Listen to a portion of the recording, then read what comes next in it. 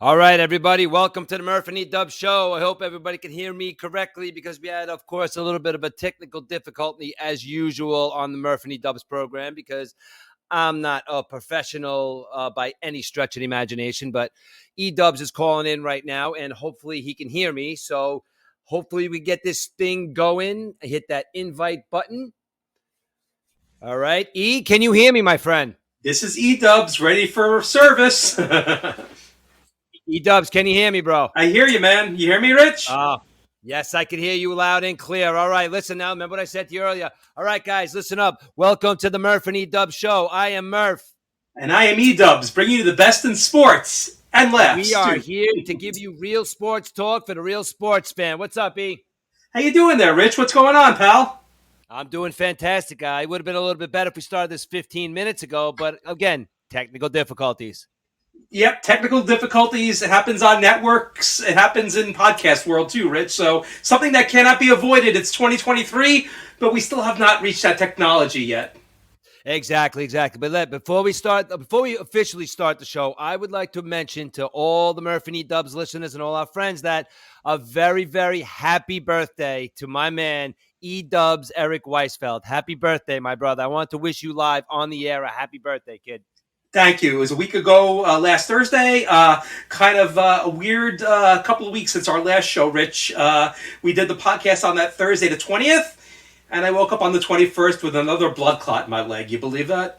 Oh, get out of here. So, yeah, you told me about that, but is everything okay now? Yeah, everything's okay. You know, I'm back on the blood thinners again. Everything's fine. A week later, went to the Mets game. Okay.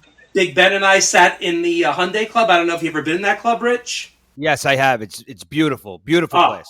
Amazing. So we walked in and we looked at the menu. It was ham, fried chicken, some kind of shrimp dish. They had burgers, hot dogs, nachos, and then in the sixth inning was ice cream. So what happened? We got to the game at 5 when it opened, and about 5:30 they said the game's going to be delayed. So we're watching all the fans in the seats run for cover, and we're just eating and eating. And Rich, I've never eaten so much in my life. We took the subway.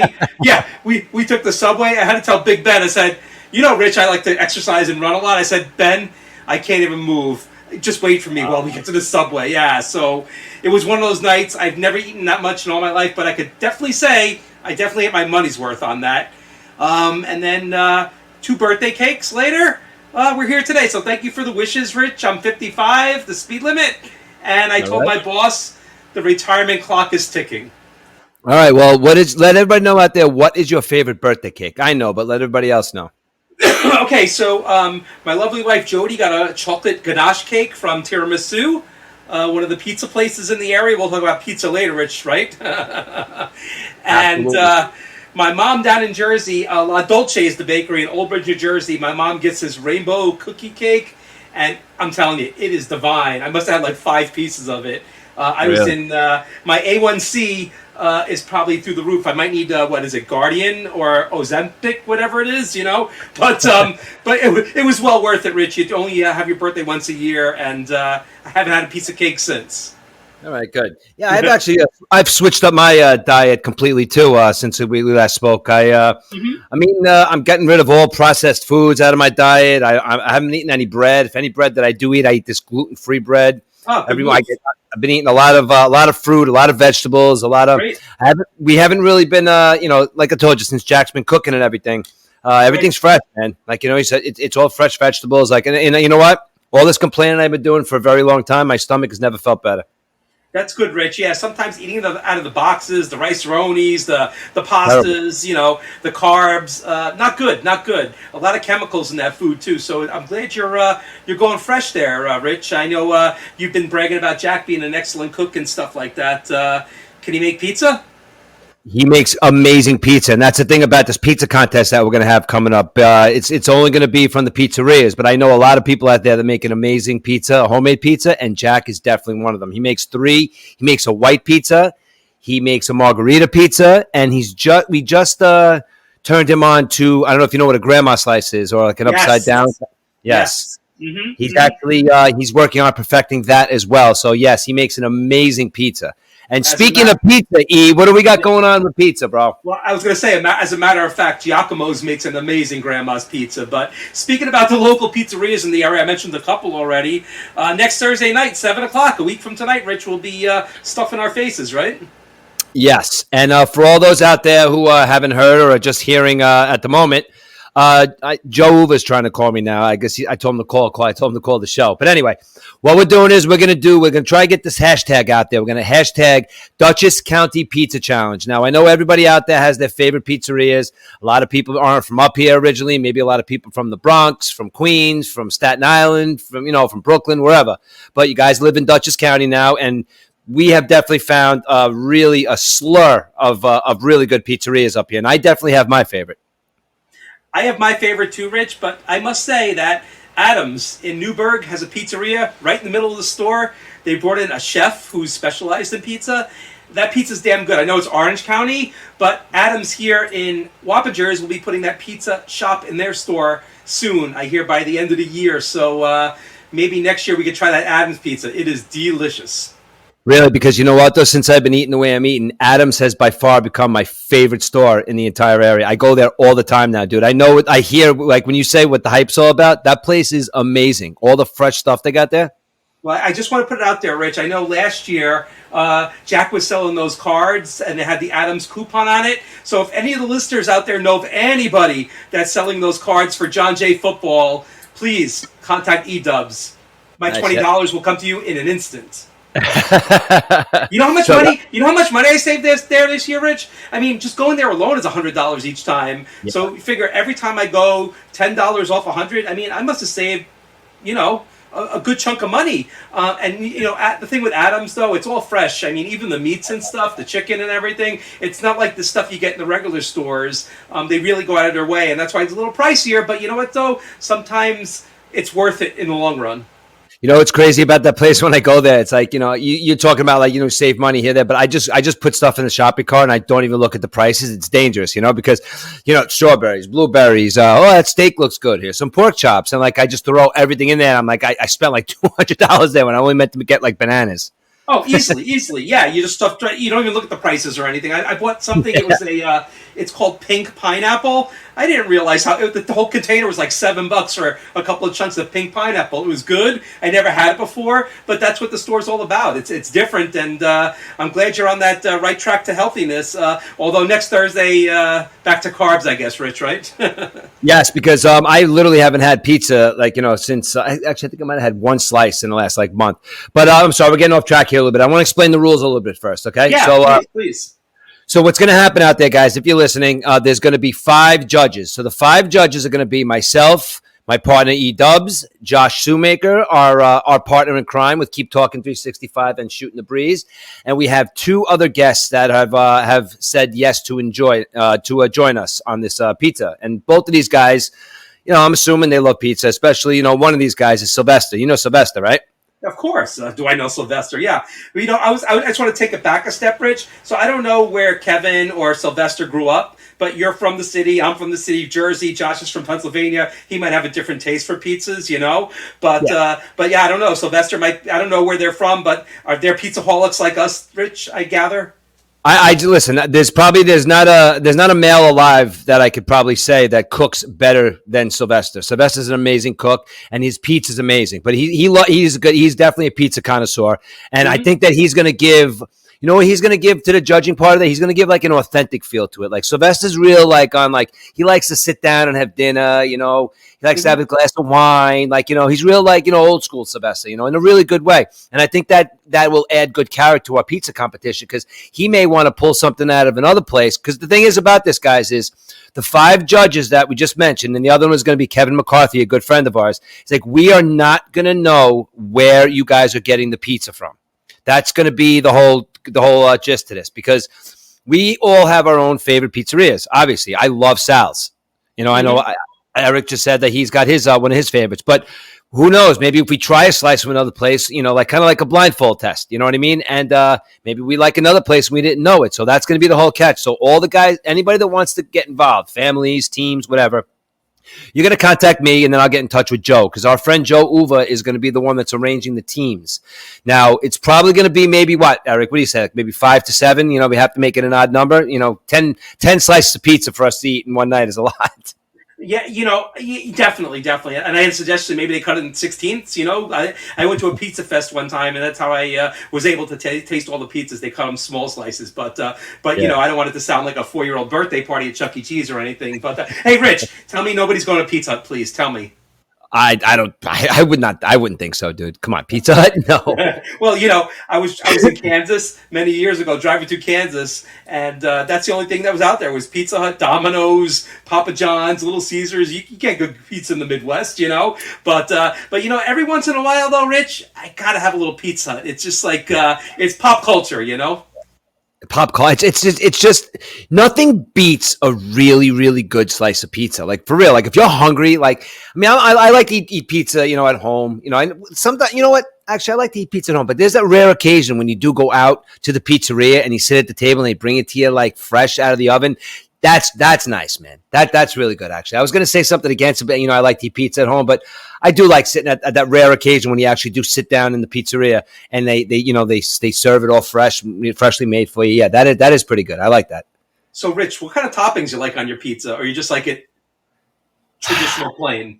No, listen, I'm a toppings guy. I like pepperoni. I like pepperoni. I like sausage. I'm a meat guy. I'm a meat guy on my pizza. I'm not gonna I'm not but I do like a white pizza with broccoli though.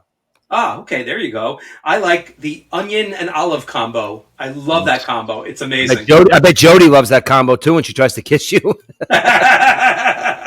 with fresh garlic on it too, Rich. Yeah, exactly. Well, my son will be leaving for college in less than 10 days, so he's got that empty room now. So I guess that's where I'll go after I eat that type of pizza, right? Yeah, exactly. Because you're going to stink. You may as well put some sardines on that. Yeah, I just want to take a step back, Rich, before we get back into the pizza. I know we're going off track, but we're down to today's August 10th, so 2 weeks from today, Ben will be checking into college. So we will be empty nesters, and I'm just thinking about how time flew since he was a baby and everything. Now he's going off to college and stuff, and it's going to be hard, I think, for me. I have to get some hobbies and stuff, and doing the podcast is a hobby, helping out Jay at the rec with the scores and the standings is a hobby, but it's going to be rough, but thankfully he'll only be 40 minutes from home. But if he wants to come out for pizza anytime, he'll come home, but I think he's going to come next Thursday, Rich, for pizza, so...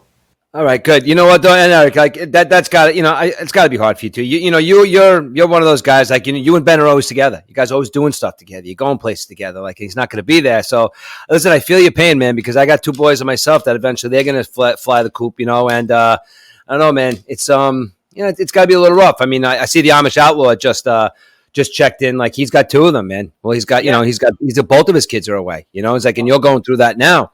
Yep. So, but it's good though. He'll be a couple of miles away, not that bad. And if I drive up to see him, I can stop at Chick-fil-A on the thruway. So they just opened that Chick-fil-A over there, the closest one here, except on Sunday, of course, right? Yeah. Where's their Chick-fil-A? On the thruway, they changed all the restaurants. It used to be the crappy McDonald's and some kind of mystery meat type places. Now they're putting up the Chick-fil-A's. They're doing all the Shake Shacks. They're doing. Okay. They're doing that Chinese one. I forget what the Chinese one is. It's like a fast food Chinese, but they're redoing they rebranded all the rest stops on the thruway. Oh, wow. And there's a hack, Rich. You don't have to go on the thruway to get to this Chick-fil-A. I was reading on the internet. You could actually parallel the thruway, come to a side road, park your car, hop a fence, and you can go get your Chick-fil-A at the same time falling to your death from the fence, top of the fence. So I think I'll go on the thruway to get to Chick-fil-A. Yeah, I think that'd be kind of dumb, right? with my track record, blood clots, knee surgery, I think I'll just drive there. Yeah, exactly. I hear you. But yeah, you know what, though, really, good luck to Ben. Ben's a great kid, man. He did great, and he got his associates over there, and now he's on to bigger things, man. He's going to do great things, man. Ben's a smart kid. So good luck to you, Big Ben, as I always call you. Yeah, he's working tonight. He's got some big playoff games at the rec, but he's certainly listening, and hopefully he'll tell his friends, his new roommates, and dorm mates at college that there is a MURF and EDUBBS sports talk show, as well as Shooting the Breeze. Absolutely. And that being said about the Wait, you know what? Let's before we get off topic, yeah, let's hammer down the rules for the pizza competition. So Yes, we can get. please, please. All right. So real quick, the rules of the competition in 60 seconds or less are: there's going to be 5 to 7 teams. Those 5 to 7 teams could consist of families, whatever, one person. You could have 5 people, whatever. Because after it's gonna, everybody's gonna be here. We have a lot of pizza to eat, so we're gonna have like a little bit like a pizza party here. Bring your bathing suit if it's nice out. Go swimming or whatever. So, but. That being said, 5 to 7 pizzerias. You guys go to your favorite pizzeria. You let Joe Uva know what your favorite pizzeria is and where you're getting the pizza from. So when you guys get that pizza, no one else brings one from the same spot. So there's going to be a time. The time is probably going to be maybe, I would have to say probably 7 o'clock is probably good, which allows people to go to their prospective pizzerias. You're going to go to your prospective pizzeria. You're going to purchase a large pie or a small pie, whatever you want to do. And you're going to bring that pie to my house. If you guys are involved in a competition, you know where my house is. And we're going to be doing a podcast on the deck. All right. So our podcast is going to go on as early as possible. It's going to be 5 of us talking. I'm sure we could discuss a bunch of stuff. We're going to be live on my deck.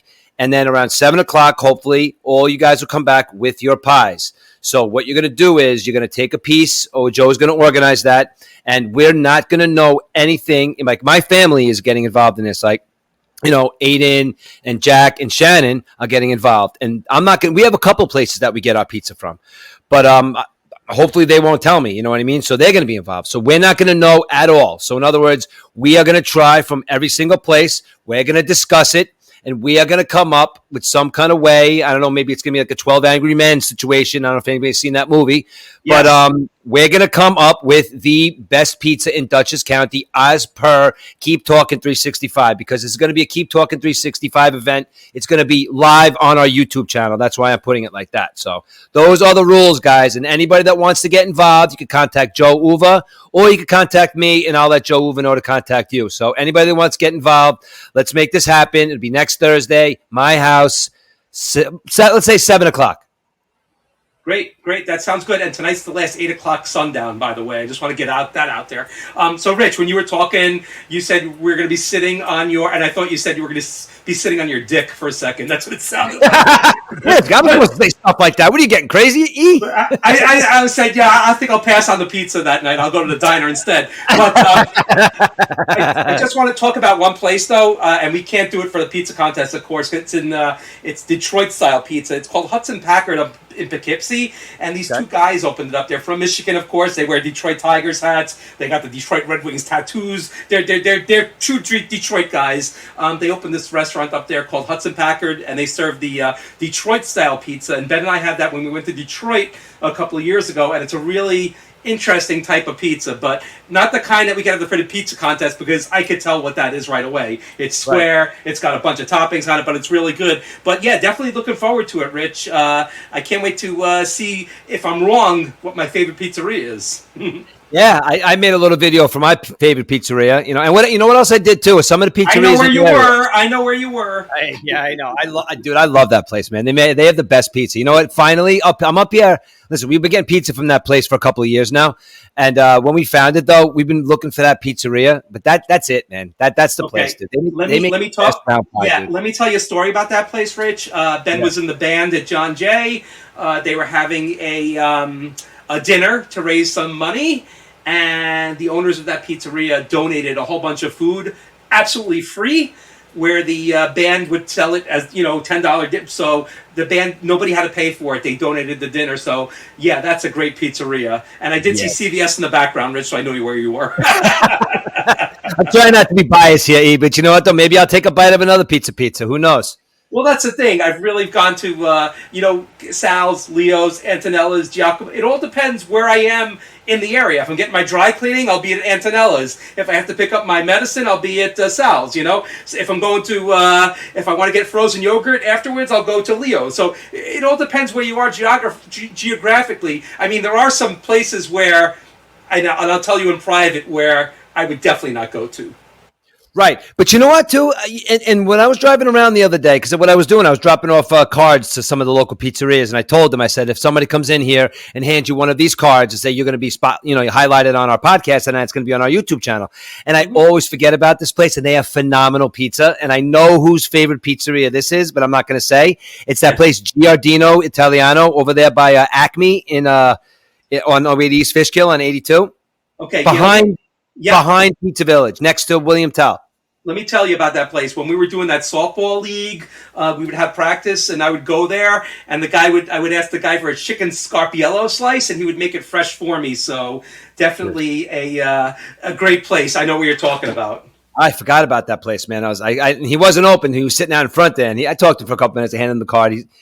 Somebody's definitely going to bring a pizza from there because I know somebody that's involved that's their favorite pizzeria. So. Great. So we got a lot of tasting to do. You're going to give us a little sorbet, Rich, so we can clean our palate in between slices, or what? Yes. Yeah. We'll figure something out. I can see Sylvester. He's got probably the cloth napkin. He's probably going to eat off a regular plate, not a paper plate. A little Frank Sinatra in the background, right? That's what I'm getting the picture of right now when you said how he likes to eat his dinner. But you know what, though? I get it, though. Sometimes, we'll go out to have a couple drinks with him or whatever, and he's like, come on, we'll sit down. He'll order like a 5-course meal, and I'm sitting there with Scott Ferris, we're having a drink, and Sylvester's there having like a 5-course meal. It's funny. That's just who he is, though. He's awesome, though, Sylvester.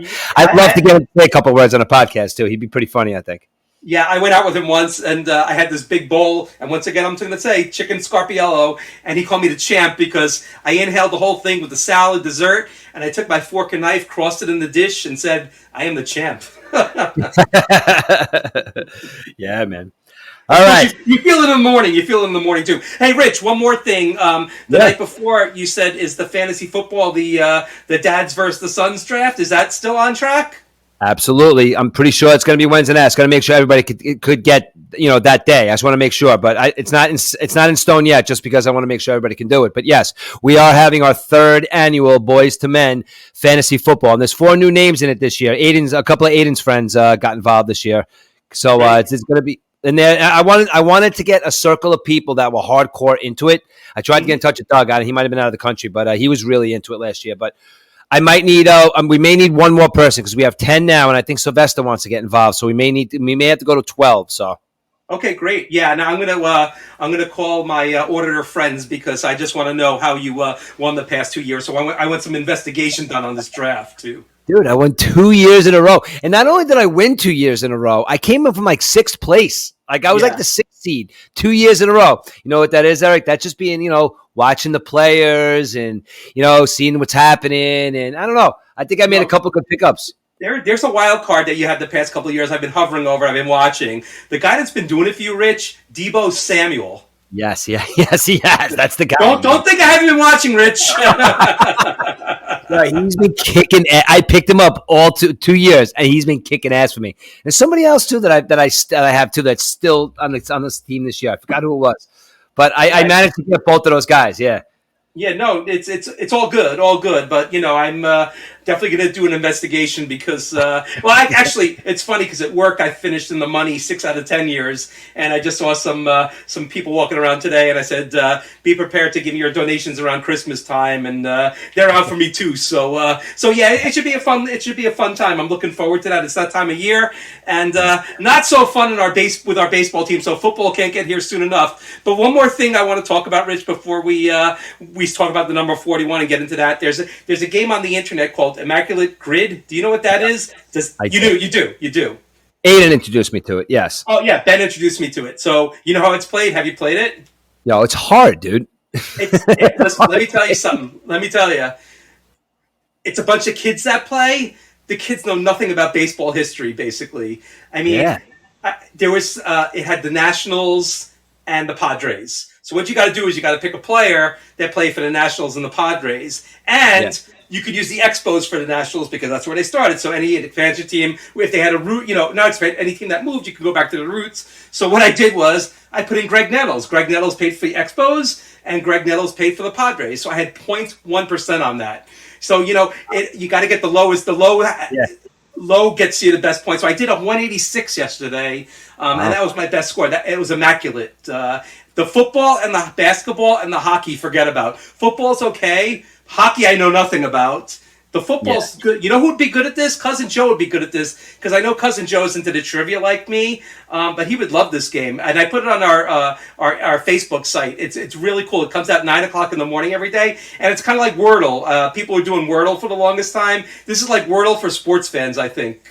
You got 9 boxes. You got 9 chances to fill up the boxes. You miss one, you're going to lose a box. But it's a pretty fun game, and I look forward to it every morning now. It's great. Yeah, you notice I play it, and like, you know, I really, when I look at it, okay, so my brain starts focusing. So I look at it as like, and the ones I know, I was like, oh, bang, bang, bang. Like, I get pretty good scores. But then it's like there's like 3 or 4 left that my brain starts hurting sometimes, because I know it's like I just can't. You know what it is? I got to play it more. I don't play it every day, but I got to play it more. But like I was like, oh shit! Sometimes when I do get it, I do try to get the lowest one. I got like a 0.1% the other day too. I forgot who it was though, but yeah, it was a good one. I had it was Tigers and Mets, and I put Walt Terrell, and that was like point some percent. Yeah, so Walt Terrell, the guy who got snip during the season or whatever in preseason, whatever in spring, he promoted the vasectomy. Yes, I would have said. See, that's the thing. I would have probably said, what's his name? That pitcher, Fulmer. I would probably would have said exactly. him. Or you could even go Mickey Lolich too, way before your time and stuff like that. But yeah, it's a fun game. It's good to do, and but I just wanted to put it out there. And one more thing, Rich. One more thing. Don't think you're gonna get off easy here. Welcome back to the work world. Yeah, guys, I went back to work. Yep, 2 weeks ago. Right, back to work. All right, so working down there on 66th Street in Manhattan, and it's a new job. I should be there for a little while. There's a lot of good work, a lot of good guys, and yeah, it feels good. I'm slowly getting back into it. Are you on the east side or west side, Rich? East side or west side? I'm on the west side. I'm on West 66th Street. Ah, okay, good, nice area, not that bad, right? Yeah, they're building it's a nice area. Yeah, they're building a 60-story building over there, and I'm working for a company called Harmon. And cool. Yeah, it's good, man. It's good. It's what time does your alarm go off in the morning? 3:30. Okay, mine's 4:15. But even when you were not working, we had those 9 o'clock podcasts, and I would go to bed at 11. And I had to go to the office. Wait, so I was a trooper, Rich. But you know what? I do prefer these early shows. The early shows are good. Yeah, me too. That's why I even called you earlier. I was like 8 o'clock because it's gonna be cutting it. Because I like to be in bed by 9:30. But you know what? All depends on the Taconic traffic, because on the Taconic it's been crazy lately. Cars passing on shoulders, cars passing on entry and exit lanes. It's like the Wild West on the Taconic. So I couldn't guarantee I'd be home at 7 o'clock for the podcast, but I was. Yeah, exactly. But you know what though? Like looking at it now, is like there's definitely there's a positive end in sight. So it's not like I have to do another 20 years. Like hopefully 3 more. Whatever. We'll see what happens. But but right now, I should have a pretty good run with this job now. So I can think about what's to come after this is over and see what happens. I got a different mindset now at work. So which is good. Yeah, me too. Now that my retirement clock started ticking as well, I turned 55, and the clock is ticking as we speak. But we did a half hour already, Rich, on just banter back and forth. We got to do this more often. But our last show really rocked the 40. So I can't promise you a better 40 than 40 on my number thing that I do. 41's a tough number. Not too many things are associated with number 41, right? But I did manage to scrape the bottom of the barrel, and if you don't mind, I'd like to go through that right now. I love this segment. Go ahead, dude. Now, chime in anytime you want to talk or anything. I mean, it's I got a couple of things here. So, as they say, the floor is yours. Thank you, sir. Symphony number 41 is the last symphony of Symphony of Wolfgang Amadeus Mozart. The number 41 is also a song by the Dave Matthews Band. Caligula, Roman Empire, was assassinated in the year 41. 41 was Charlton Heston's designation as a warship slave in the film Ben-Hur, one of my dad's favorite. I don't know if you've seen Ben-Hur, Rich. I have, yes, I have. Yep. Yeah. Another movie, The Last Boy Scout, Billy Cole. He wore number 41. Oh, God, that's awesome. That's a good one, dude. Yeah, keeping in Hollywood, Cary Grant is attacked. I can't talk tonight. Cary Grant is attacked by a crop duster on Highway 49 in the film North by Northwest. What's the part on him? Yeah. What did somebody 41 is fart on him and run? yeah, yeah, right. Crop duster, right? 41 is the atomic number for niobium. So niobium is used on airplanes, and that's why airplanes. Isn't that what Wolverine skeletons made out of? Yeah, no, it's on airplanes, so it makes sure that you could fly the metal. Doesn't get too hot or too cold. It kind of like or else your planes would have crashed. Continuing with the number 41, a 41 gun salute is used on special occasions in the United Kingdom. I don't know why. The Roman numeral for 41 is XLI. Okay, and here we go. The 41st president of the United States was George H.W. Bush. So Bush came from. Yep, Bush. I don't think there's ever been a president in my lifetime that was so like made fun of and called dumb and all sorts of names while he was the president. But looking back in retrospect, the guy was a pretty good president. Yeah, unfortunately, he got a lot of bad slack, but he was a great president.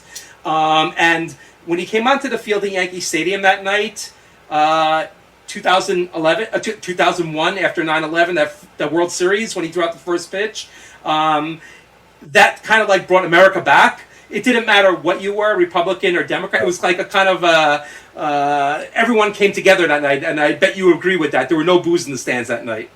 Yeah, I agree 100%. Absolutely, that was great. That really was. I mean, that was nowadays, forget about it on both sides. yeah.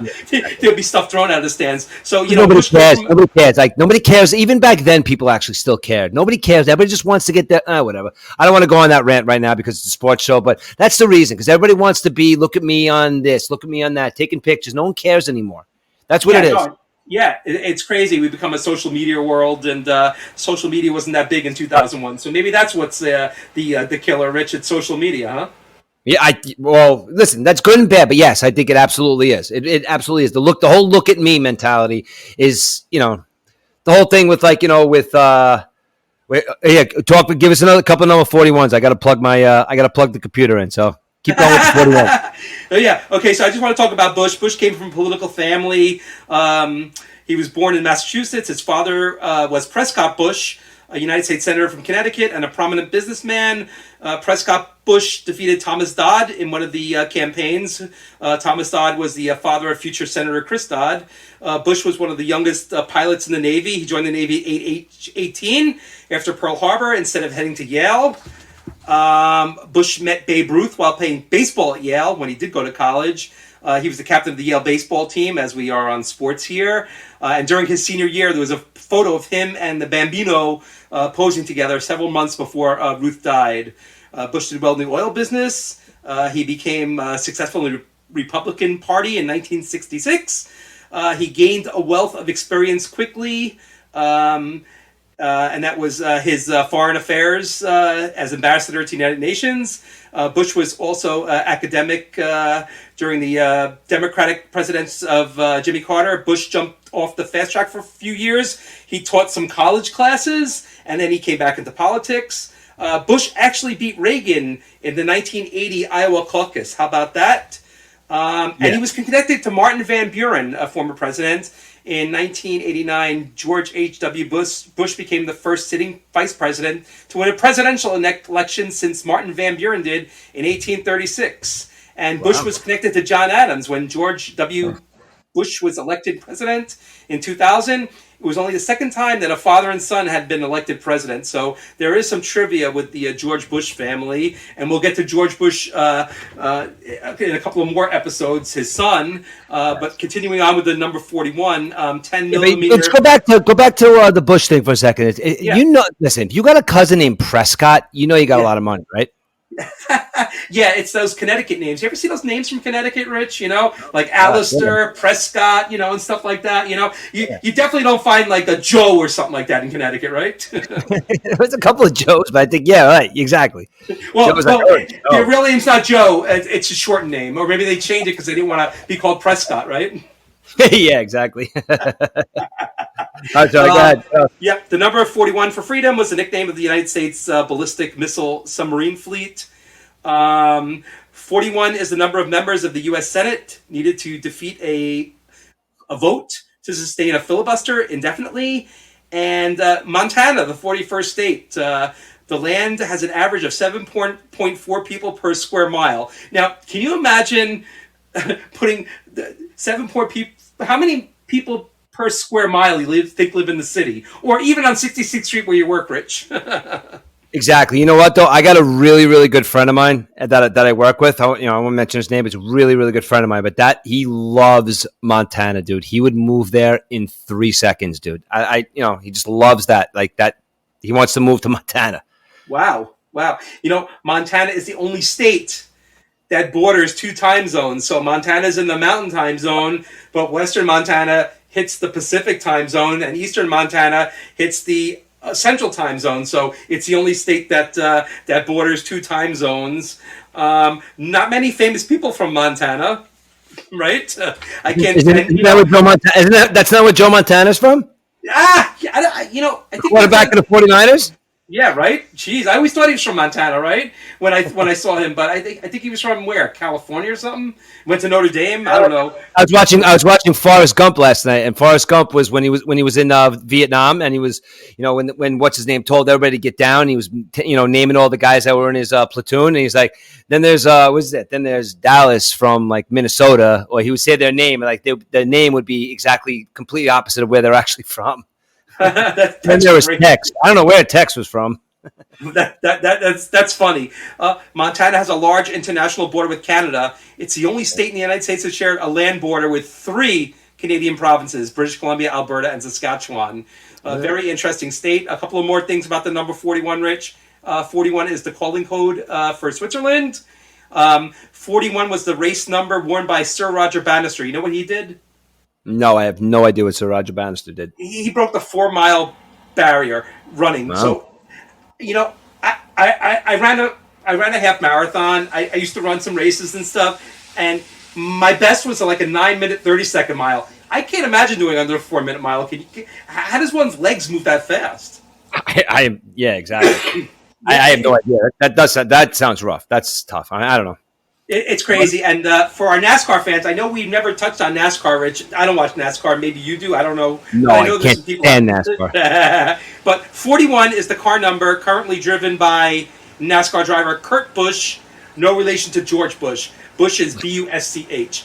So that my buddy is the number 41. Now I want to get to famous number 41 sports figures, and I know who you're going to say right off the bat. Listen, there's only one, and that's going to segue right into our first topic here. There's only one 41, and it's Tom Seaver. Tom Seaver, 41. We are dedicating episode 41 to Tom Seaver. And listen, is there any Yankees that wore number 41?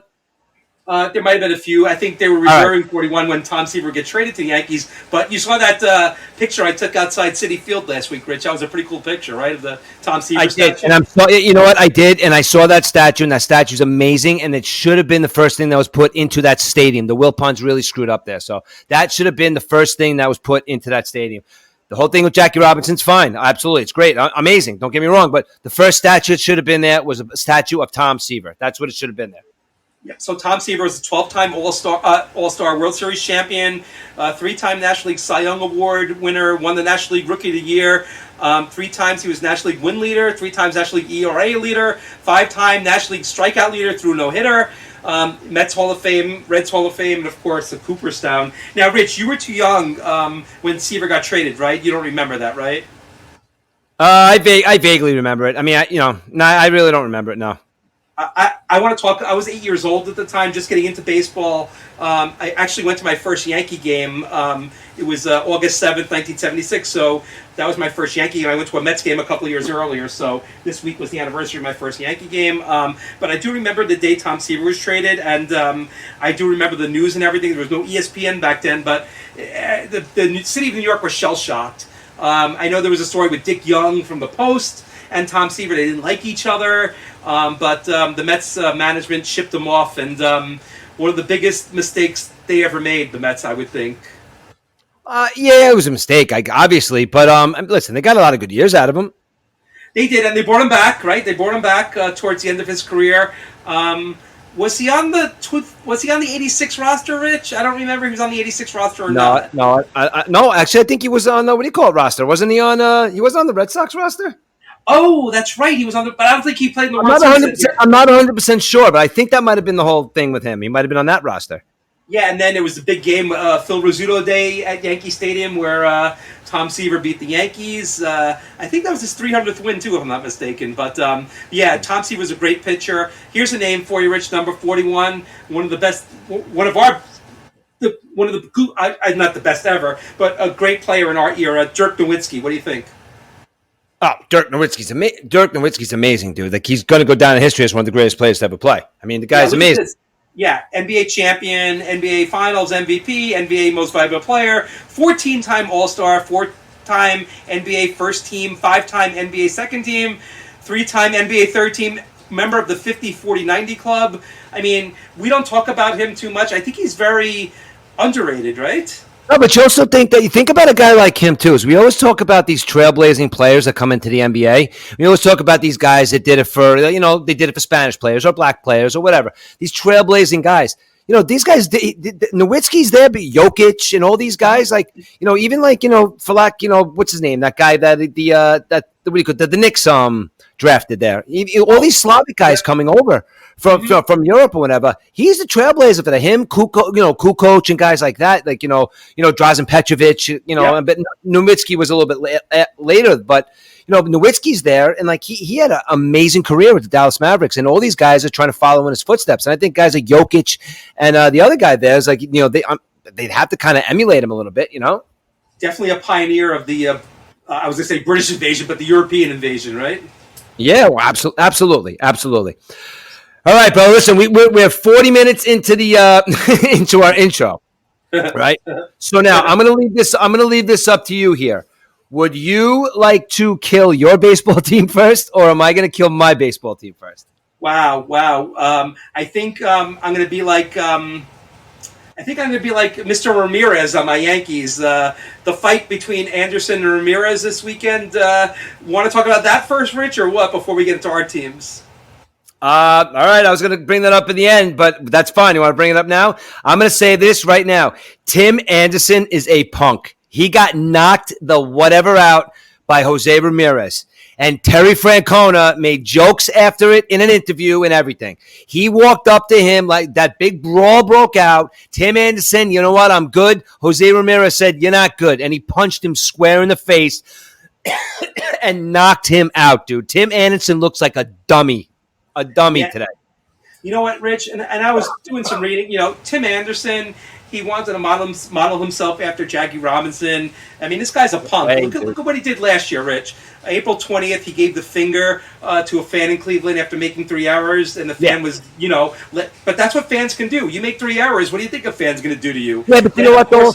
With him, you know what? Also with him too, he's another guy. You said with the whole Jackie Robinson thing. I think one of the pitchers called him out on it. And he had another cool story, like a good story. Like when he came in, he's a really good baseball player. He's like, I never played baseball when I was a kid. I never watched it. And I'm like, this guy's pretty good. Like, he's a good athlete. He's a good kid. And all of a sudden now he starts being a jerk. And I'm like, what's going on with you, dude? So now I even think to myself, is that story about him not even really playing baseball? Is that even true?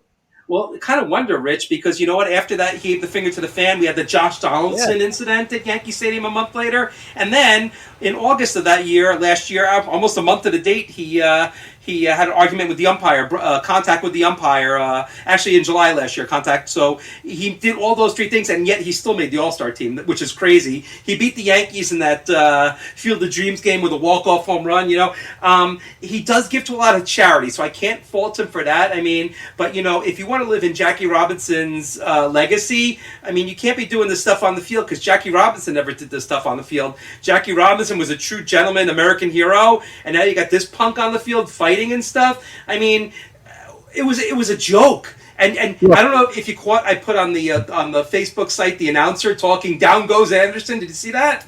Yeah, listen, I'm all right with the whole thing with the fight happening. Listen, fights happen, man. And I think, listen, you want to talk about fighting. The Mets should have fought they should have had bench clearing brawls. Let's just bring up last year. The Mets should have had at least 5 to 6 bench clearing brawls, but they didn't. Sometimes you have to do that stuff. Look, there is a disconnect when you talk and you get down to the brass, tactics of everything. there's sometimes men settle things with violence, and it just is what it is. And like, I guess sometimes women don't understand that, but you know what though? Sometimes they're going to have to come to it. I mean, I was watching, hockey, they still let them fight in hockey. Like sometimes you have to let men spill that over. And what happened there is from an observer looking on or, watching the game, I had to say that I don't know what Jose Ramirez is like. You just hear these stories about, about Tim Anderson being a punk. I have to say that he had to say something like really like kind of like messed up to him. And Jose Ramirez, I'll slap you, son. And all of a sudden it's like, you know what, really? And they start jawing at each other. And then bang, you get punched in the face. Now, what kind of guy he is, I don't know. Is he going to come back? Is Jose Ramirez going to get drilled next time they play each other? I don't know. Maybe he should. Listen, that's going to tell you what kind of teammate Tim Anderson is. If they don't hit Jose Ramirez the next time those teams play, the whole team thinks he's a jerk off. Yep, exactly. It's going to be interesting. I think they're done for the year. So, am I right or wrong though? Do you think? Am I right or wrong? If he has to get hit next time they play each other, right? There has to be retaliation, Rich, and you know what? Maybe they put out like a guy from the bullpen to start the game because the pitcher's going to get thrown out right away. Well, not even that. Just be a man and do. Send out your guy. Who's your number one pitcher? Boom. Who's the number one pitcher in Chicago right now? They suck right now, right? So who's the number one pitcher in Chicago right now?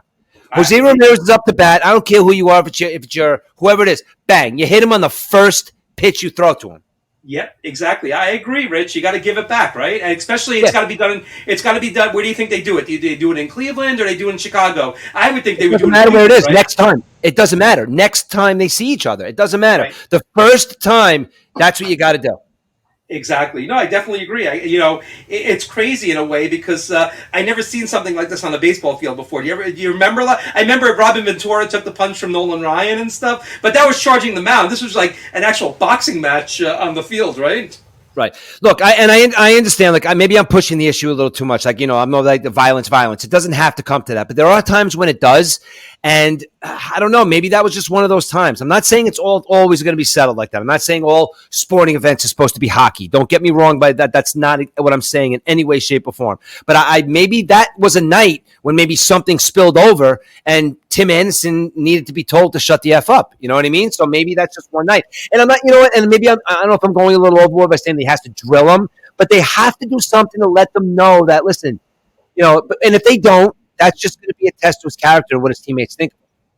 Yeah, no doubt, Rich. Sorry, I was laughing a little bit. You ever hear of the Q motorin, Rich? I'm just going to go off. You ever hear of the Q motorin?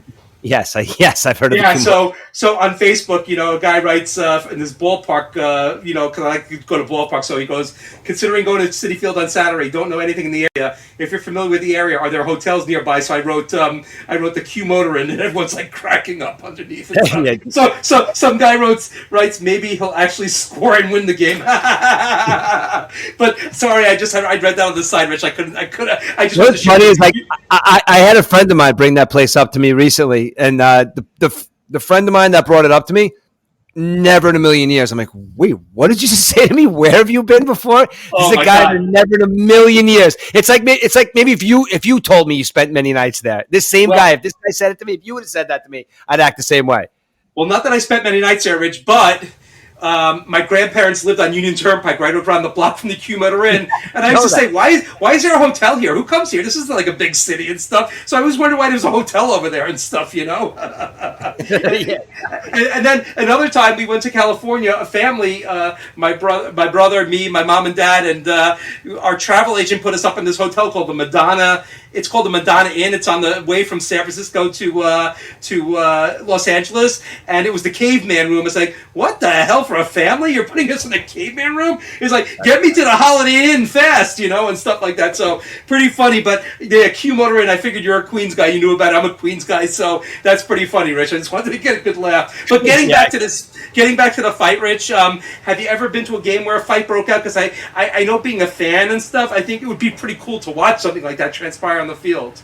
No, I've never been to a game where a fight broke out. I mean, it's got to be interesting. I don't know. I mean, but it's funny. Like talking about fighting in sports, I just recently watched again the. I don't know if you saw the documentary about the Danbury Trashers, that hockey team in Danbury.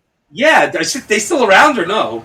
Oh, they're not still around. There's a documentary out about them with Jimmy Ah, Galante, the guy that owned the waste management place over there in Danbury, had the yeah, hockey yeah, team for yeah. his son. Dude, Yep. if you're listening right now and you want to talk about violence in sports, and you think what happened between Tim Anderson and Jose Ramirez the other night is violent, yo, you got to watch what this guy was doing over there in Danbury with these hockey players, dude. They were legitimately beating the shit out of people every single night and winning hockey games. It's a Wow. very, very entertaining documentary because you know all the the cast of characters and everything. The son is just he's just out of his mind funny, and it's just if you want to watch it, this stuff really like for a year. This team really happened for a year, dude.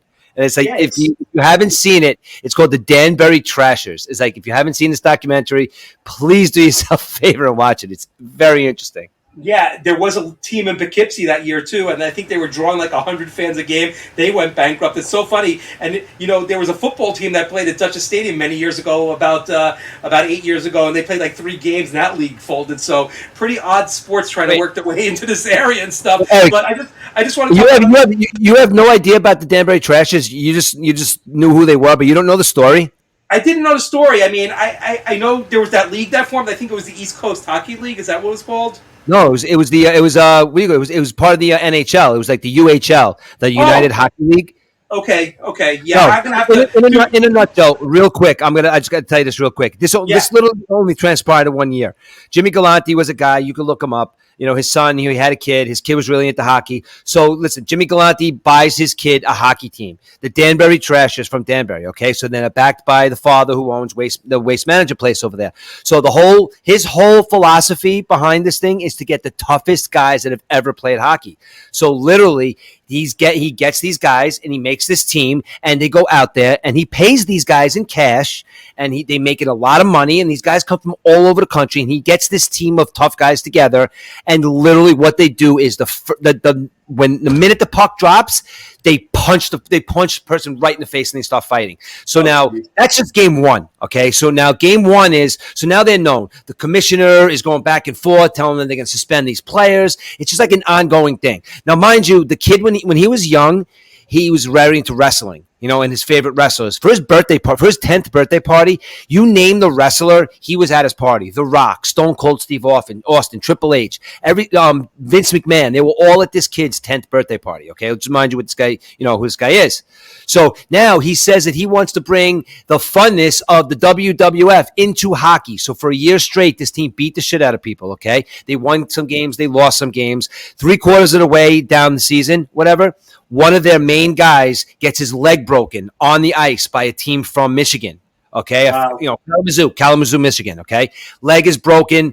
It's on purpose. Place goes nuts. There's an all-out brawl on the ice. Okay, fast forward to the end of the season. They're playing for the cup. Both teams they get their version of the Stanley Cup. It's Kalamazoo against the Danbury Trashers. Okay, this Yep. guy that had his leg broken. Okay, was playing the first game since he got his leg broken. Okay, so he's in there. He could barely play. The minute the puck drops, they attack this guy that broke his leg, and an insane brawl breaks out. They're in the stands. They're punching people in the audience. Every single person from the bench, the coaches, everybody, the referees Jimmy Galante punched the referee right in the face during this game. It was an Wow. all melee. They actually finished the game, and the Danbury Trashers lost it in the cup to this team from Kalamazoo. And all this craziness literally only lasted for one season, but it's the craziest story you're ever going to see in sports of what happened in this 1 year for the Danbury Trashers, dude. They had people up there. They had maniac fans. They were selling tickets for like $1,000 online. Like, Holy cow. they had a $1,000 bucks? section. They had a section 102, which was maniacs. These old ladies yelling curse words, screaming. People, handicapped people. Some lady some girl that had her legs chopped off, and she's in a wheelchair. And her only source of enjoyment is going to watch the Danbury Trashers. It's insane, and all these people are from Danbury. I mean, my sister Megan is listening right now. You could probably talk to the older people who are around my age and ask them if they know who the Danbury Trashers are. You got to do yourself a favor, watch this documentary. It's amazing, Eric. I'm telling you, dude, watch it. It's on Netflix, dude. Yeah, I have to put on the winter rotation, or maybe even sooner, because I'm not going to watch the Yankees anymore. But we'll get into that later. But I want to talk about fights. I've been to a few games where there've been melees going on, both in the stands and on the field. So I always love a baseball fight, because what happens is the bullpens run in. So you see all the pitchers running. So both bullpens are running in, but they're running parallel to each other.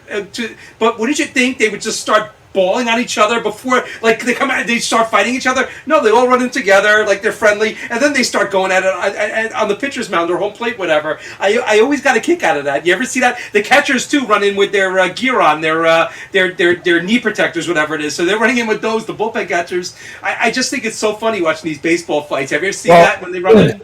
Well, listen, the reason I think that they're running like that, maybe some of them are prepared, but listen, don't be that guy that doesn't run on onto the field.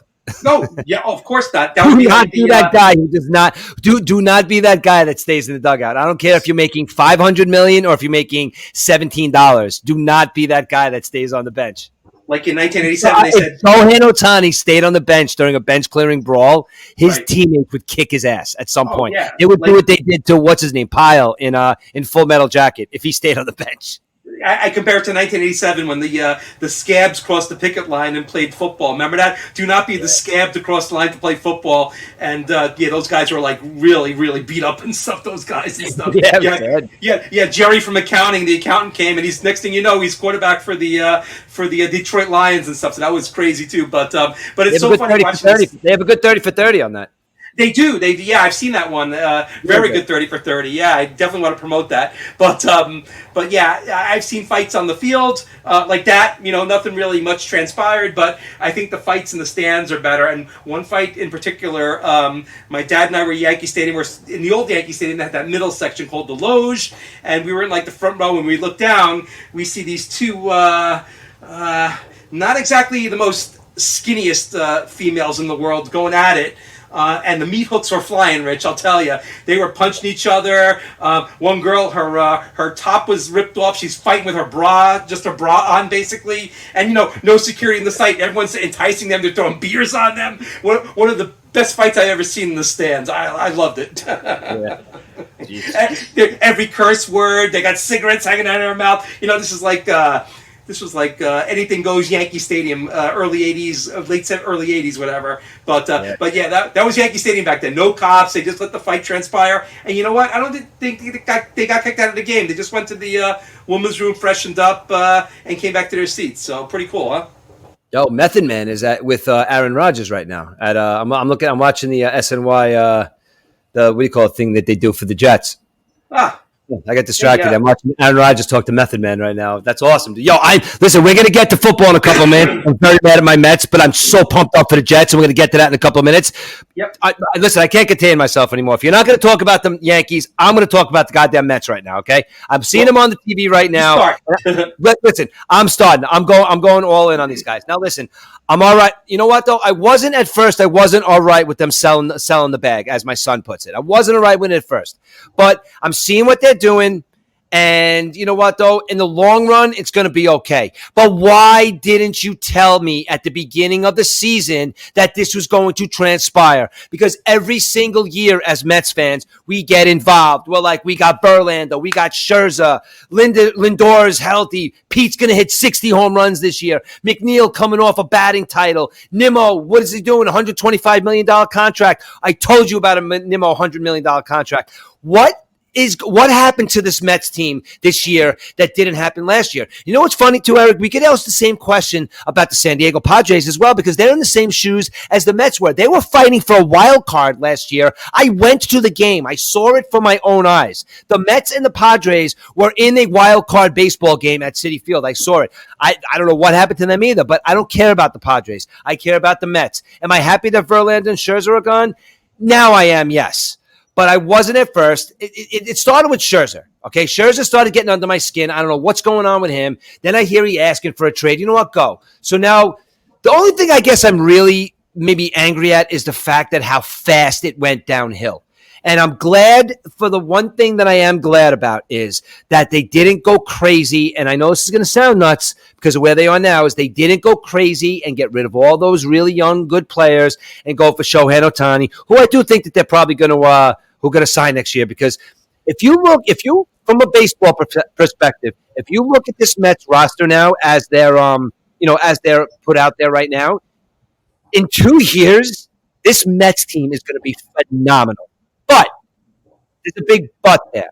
That puts Lindor 2 years older. That puts Pete 2 years older. That hopefully puts McNeil on the Pirates or something. That hope you mean like it's because like I said, McNeil's a one-trick pony. If McNeil's not batting 320, he's not doing anything. He's not hitting big home runs. He's not laying down big bunts. At least Nimmo will give you a big bunt every once in a while, or at least Nimmo will do something that'll make you go, all right, yeah, maybe he is worth it. But what the hell happened this year to McNeil? I don't know. Maybe it's the bat. Maybe he needs to go back to wearing you use a traditional bat instead of that piece of lumber that he uses that his father's buddy made for him. I don't know what's going on with McNeil this year. And I told you guys, and one of the bright spots is, and he's coming, I know I haven't watched in a week, but Lindor played good baseball this year. He missed one game because I think the fact that, he had a baby and he didn't leave. So Buck made him sit anyway. But I don't understand what happened to this Mets team. Lindor played good. He played as good as I thought he could play this year. And I said everybody killed Lindor, but there were times there where Lindor made some big plays. Lindor had some big hits. Everybody was killing him right before the All-Star break. And right before the All-Star break into now, he's been playing pretty good. He's been playing good plays. He's one of those players that, excuse me, he's one of those players that when he makes a bad play, it's like, holy shit, you made a bad play. Because he's so used to seeing him make good plays. There's a lot of players out there that they make a good play, like, wow, that's a fantastic play. Lindor makes fantastic plays all the time that we point out his mistakes all the time. So Pete Alonso, I don't know. I'm not going to kill Pete because I love Pete. I mean, maybe he'll hit 40 home runs. I don't know because he's been hitting a couple, but I don't know. And I do know that I hate to say it because as a Jet fan and as a Met fan, I'm so just entirely beaten up and tired of saying wait till next year. You know why? Because I thought that this was going to be next year because I watched it with my own eyes. I watched them win at least one game in Citi Field against the Padres last year. So they were in the playoffs. So they went from heroes to zeros. I don't know. Is it the front office? Is it Steve Cohen? What are we doing? Is it Buck? Maybe it is Buck. I'm a Buck sympathizer too. I don't know. But all I know is baseball season's over, right? I haven't seen a baseball game on my TV in like 6 days. Baseball season's over? Yes, it's over. Francisco Alvarez, next Mike Piazza, better than Mike Piazza. That's right. I said it first, and I know a lot of Met fans are going, oh! Yes, 5 years from now, we're going to be saying Francisco Alvarez is going to be the best catcher, possibly an MVP catcher in 5 years. You heard it here first, and Mike Piazza who? It's going to be number 4 for the New York Mets. The entire Major League is going to be talking about, as well as that's it, because a lot of these guys really hadn't shown me anything. I would have said Beatty. I would have said this guy. I would have said that guy. But you know what, though? The Mets organization did not give those guys enough time to even do anything this year. So you know what? Let's bring all the kids in now, and let's start off next season with the kids as well. Okay? So let's just do it. If we're going to sell the farm, and we did, get rid of everybody. I'm tired of watching Canna be mediocre. Tommy Pham, he did a couple of good things, but is he give him a contract? No, Tommy Pham doesn't need to be here next year. Tommy Pham needs to go hit a big double for wherever he is right now and maybe win a World Series. But the Mets completely baffled me this year and really threw me for a loop. I thought that I was going to have me and my son were going to have some Mets. I even had my son Jack on board watching baseball this year. My son Jack is on board. He knows all the players. He's watching with us. And nothing. What do I give my son Jack? What do me and Aiden give my son Jack? We give him a shitty baseball team to watch. He's like, all right, Dad, I'm in. I'm a Mets fan. I'm let you down, Jack. I'm sorry. You're a baseball fan now, and you're in. Why? I'm sorry. Me, you, and Aiden are in. And Shannon, you're listening too. I see everybody's listening on my sister Megan's phone there. All of us are Met fans. So you're gonna live and die with this team with us guys. And that's about all I had to say about that. I just ranted for about 10 minutes. So Rich, when we look at the Mets, right? So the Mets got these guys back, some pretty good prospects. Acuna, his brother, hopefully he has the same baseball DNA that Ronald has. But they had this big payroll. We were talking at the beginning of the season. You were so optimistic about the Mets.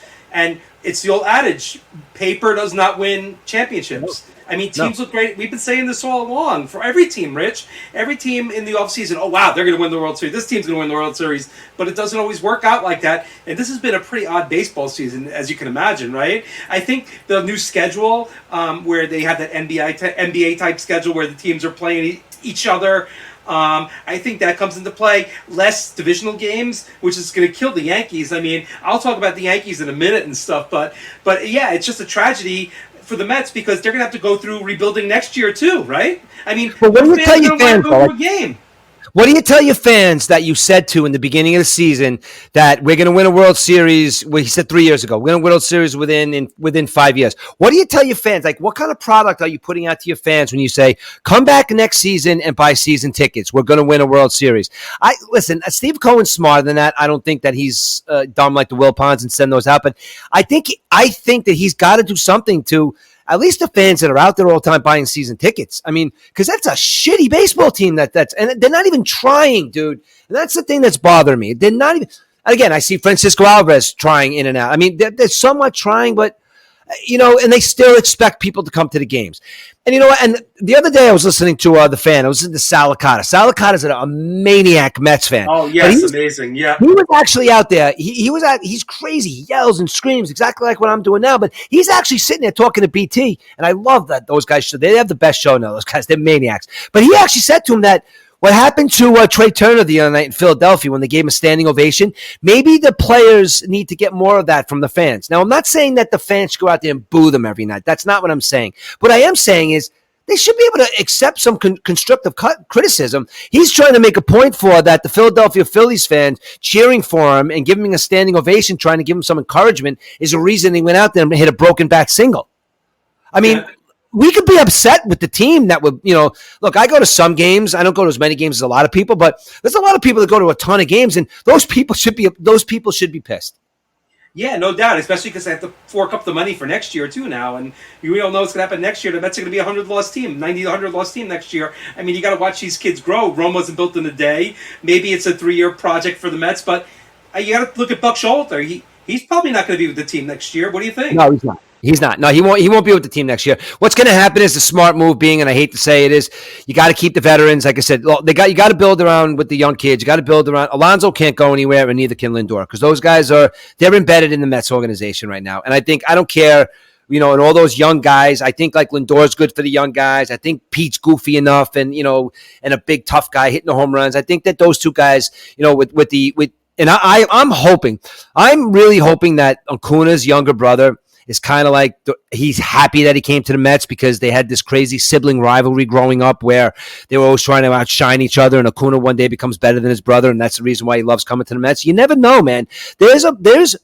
The Mets picked up 8 players. They say 5 of them will be serviceable within 1 year, and 4 of them they're talking that could be superstars. Now, we already have 3 young players that are saying they could be superstars. Now, if you surround Lindor, I'm talking to even get rid of McNeil. I don't need to see McNeil slap the ball around like Rod Carew anymore. I just don't, and I know I said Rod Carew. He's not Rod Carew, but that's what I mean.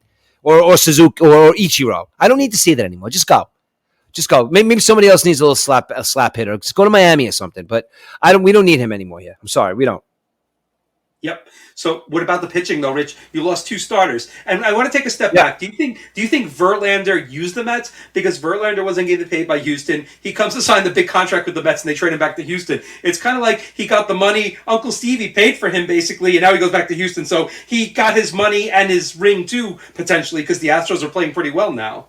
Now, listen, if you want to do the math, Steve Cohen paid $59 million for 2 prospects. Now, 3 prospects. Now, if you want to look at 2 of those prospects, they're saying are going to be ridiculous players.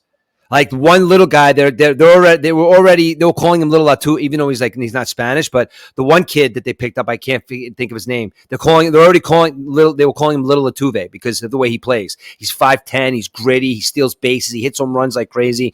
This kid is the one that hit that big home run for Jesus Christ, escapes me. Was it LSU or something to win the College Baseball World Series? This is the kid.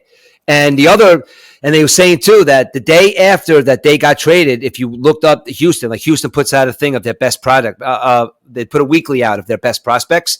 He says The day they were traded, the issue came out of the best prospects, and the two players that went to the Mets were number one. They went from number 14 and 20 to number 1 and number 2, and the Mets got the two best prospects in the Houston Astros organization. So I have to look at that as a positive.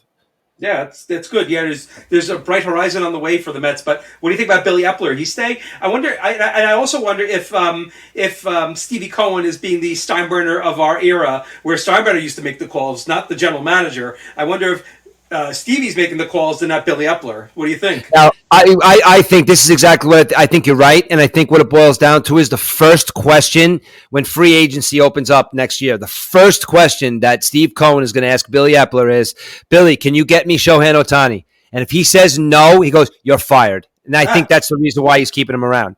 That's what's going to happen. Can you get me Shohei Ohtani? If he says no, he's like, okay, you're fired. Get me somebody that can. Or not even get me somebody that can, but that's the only reason why you're here, and you can't do that, you're fired.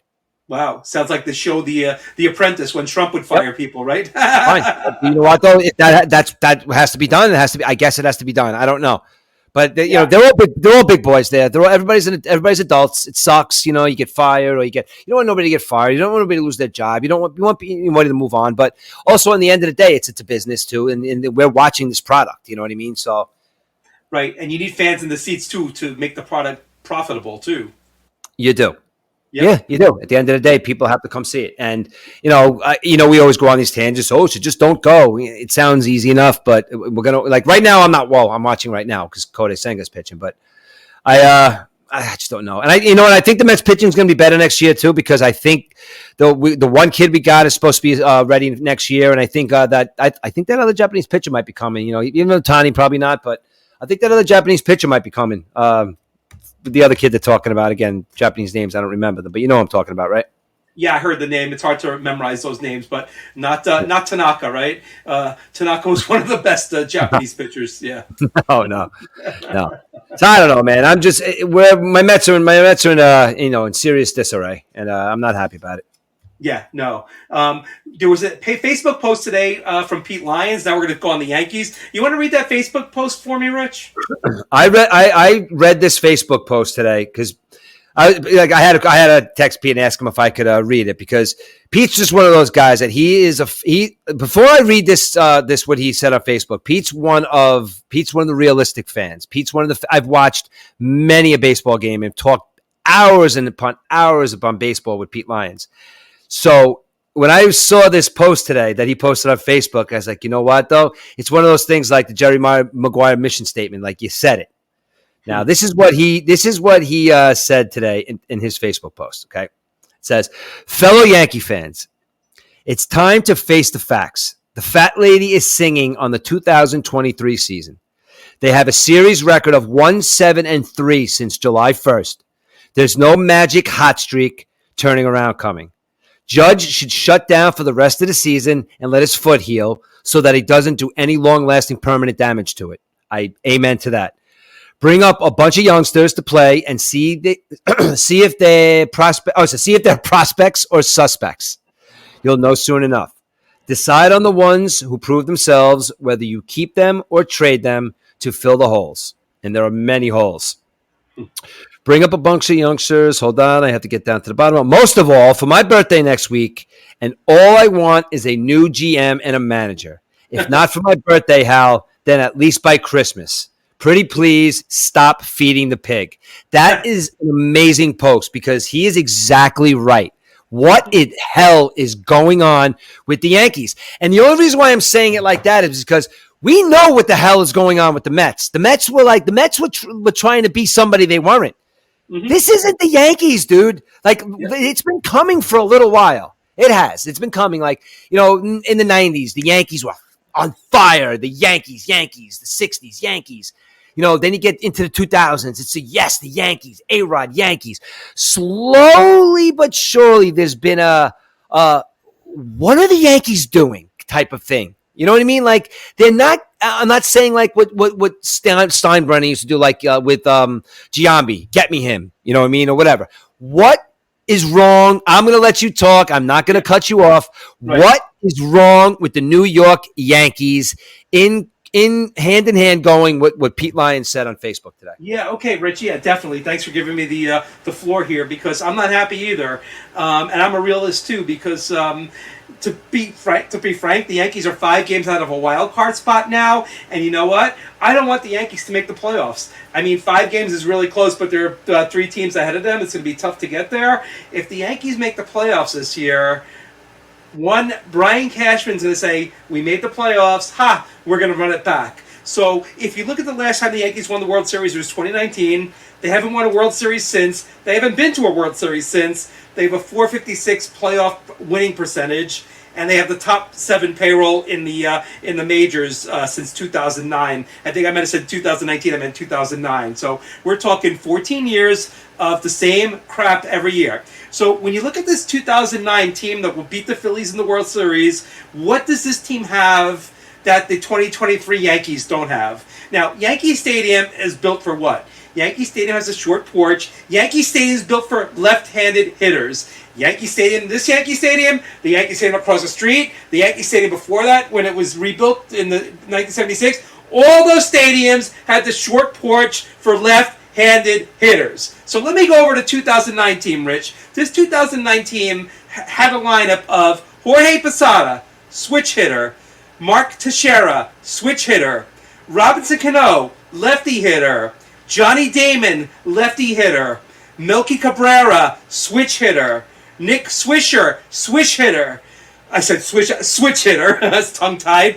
Hideki Matsui, left-handed hitter, and Brett Gardner, left-handed hitter. The only 2 guys that weren't hitting from the left side in one way or the other, I'm sure you can name them, one Derek Jeter and one Alex Rodriguez. They don't have to be lefties to hit in Yankee Stadium. So look at that way that lineup's constructed. Those lefty hitters won a World Series. What is Brian Cashman doing? Brian Cashman is bringing in right-handed hitters. Why? I mean, Aaron Judge can smack the ball to any side of the field. Giancarlo Stanton, too. So you put in Judge and Stanton. Those guys can smack the ball when they want it. Judge hasn't hit a lick since he come back from the toe. Stanton is very streaky, although he's hitting some home runs. I mean, who is else in this lineup? Who are the lefties? Well, you got Anthony Rizzo. Where's Anthony Rizzo right now? Anthony Rizzo's on the disabled list because he had a collision with Tatis back in May, and they find out 3 months later that he has a concussion. Do you believe that? I just can't believe the Yankees are going to get investigated on this. I bet the Yankees lose draft picks because of this. Okay, Jake Bauers, left-handed hitter. Is Jake Bauers a superstar? He's got 11 home runs, but he's not a superstar. He's a nice, comfortable left-handed hitter. You could put him 6, 7, 8 in the line. He's leading off for the Yankees right now. I don't know why. Oswaldo Cabrera, switch hitter. Oswaldo Cabrera was the cute guy, came up last year, warm and fuzzy guy, laughing a lot. Boy, what a 2023 he had. Done shit on the field. Willie Calhoun, 5 home runs, left-handed hitter. What happens to him? He's gone. DFA'd. Bye-bye, Willie. McKinney, former Met, has 6 home runs. He was hitting a lot of home runs in the beginning, tailed off, batting .232. He was hitting over 300, so you can see average came down. Nice lefty hitter, but once again, like Jake Bauers, a 6-7 hitter, not a top-of-the-lineup guy. Aaron Hicks, where is he? Gone. He's hitting home runs in Baltimore now. Another lefty hitter. Frenchie Cordero. Now, Frenchie Cordero had a nice little start to the season. It was warm and fuzzy. He was hitting home runs. We were putting him on our fantasy team. And what happened since? He's in AAA. Ben Rotvert. Now, Ben Rotvert played for the Renegades a little bit last year and this year in a rehab assignment. He's hitting 107. Another lefty hitter. No home runs. Greg Allen, batting 157. We got him back from the Red Sox. We made a trade to get him back. What is he doing? Nothing. Esteban Florial. Now, Esteban Florial, another lefty hitter, was with the Yankees on opening day. He had 1 at-bat. He was DFA'd after that game because they had no room for him on the 40-man roster. They had to bring somebody up. I forget who. Florial was not picked up by another team. He's back in the minors. He's playing for Scranton. He's got about 25 home runs this year. He's a lefty. He plays the outfield. And what is he doing? He's not on the 40-man roster. So I don't know what the hell's going on with this team, Rich. But look at this. There's no lefty hitters. So why do you think the Yankees suck? You need lefty hitters to hit in Yankee Stadium. And plus, this Yankee team has been so dysfunctional this year. Look at the trading deadline. They did nothing, basically. They had to make one trade at 5:59, a minute before the trading deadline, to actually say they did something. 29 other teams in the major leagues made trades at the trade deadline. Well, actually, before the trade deadline. So 29 other teams made them, except the Yankees. And then you look at last week. So what happened last week? So we got to Monday. So Domingo Germán was supposed to start for the Yankees on Monday. He claimed he had an ingrown hair in his armpits. So the Yankees were going to bench him that night. They put in starter Johnny Brito to take his place. And what happens in the fifth inning? Domingo Germán is starting to warm up in the bullpen. They bring him in, and he throws 5 innings of shutout relief. It's just unbelievable. The next day, he comes drunk to the stadium. What did the Yankees do? The Yankees tried to hide this. They put him in a hot tub so he would sweat out the alcohol. A whole bunch of stuff. He tossed the desk over. He was screaming at Boone. Very drunk behavior. I don't know how he made it to the stadium alive in the state that he was in. So this happened on Tuesday, but it came out Wednesday because Tuesday was the trade deadline, and Brian Cashman was too busy trying to make all these trades. Oh, do we bring in a lefty? Do we go for Bellinger? Do we go for Mike Tauchman, who was a former Yankee who's doing very well with the Cubs now, hit a home run in Citi Field the other night? I mean, what did the Yankees do? The Yankees do nothing. The Yankees go after a relief pitcher. Now, the Yankees have a pretty good bullpen as is. They go after this guy, Kenyon Middleton, who's a pretty good middle relief pitcher. He called out the White Sox. He said the White Sox were sleeping in the dugout. The White Sox coaches said otherwise, so there's a little controversy with that. So that's your week so far, Monday, Tuesday, Wednesday. Thursday, the Anthony Rizzo story comes out. Oh, Rizzo had a concussion in May when he caught it with Tatis. Wow. Okay, great. Friday, what happens? Luis Severino pitching. Now, Luis Severino, I don't know what the hell's the matter with him, but he said he's the worst pitcher in the major leagues. And yes, he is the worst pitcher in the major leagues. And then Saturday was good. They actually beat the Astros on Saturday, but I don't know if you've seen what happened on Saturday. Mike Stanton was running the bases. He's getting the go from third base coach to score, and he's running around the bases like your father would do in a Sunday men's softball league. That's how bad that was. And then Sunday, Carlos Rondon, Mr. $162 million, was actually booed off the field.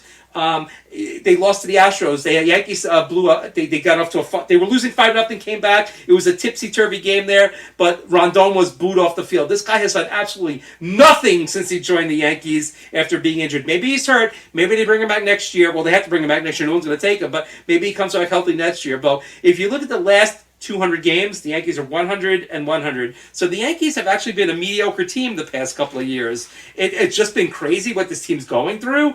But as you can see, what I told you, lefty hitters, missing. We definitely have to go out in the offseason and get lefty hitters. Maybe the Yankees didn't make any trades at the trade deadline because they want to go and invest in Shohei Ohtani. So that might be a battle between the Yankees and Mets in the offseason. We shall see. But here's another thing.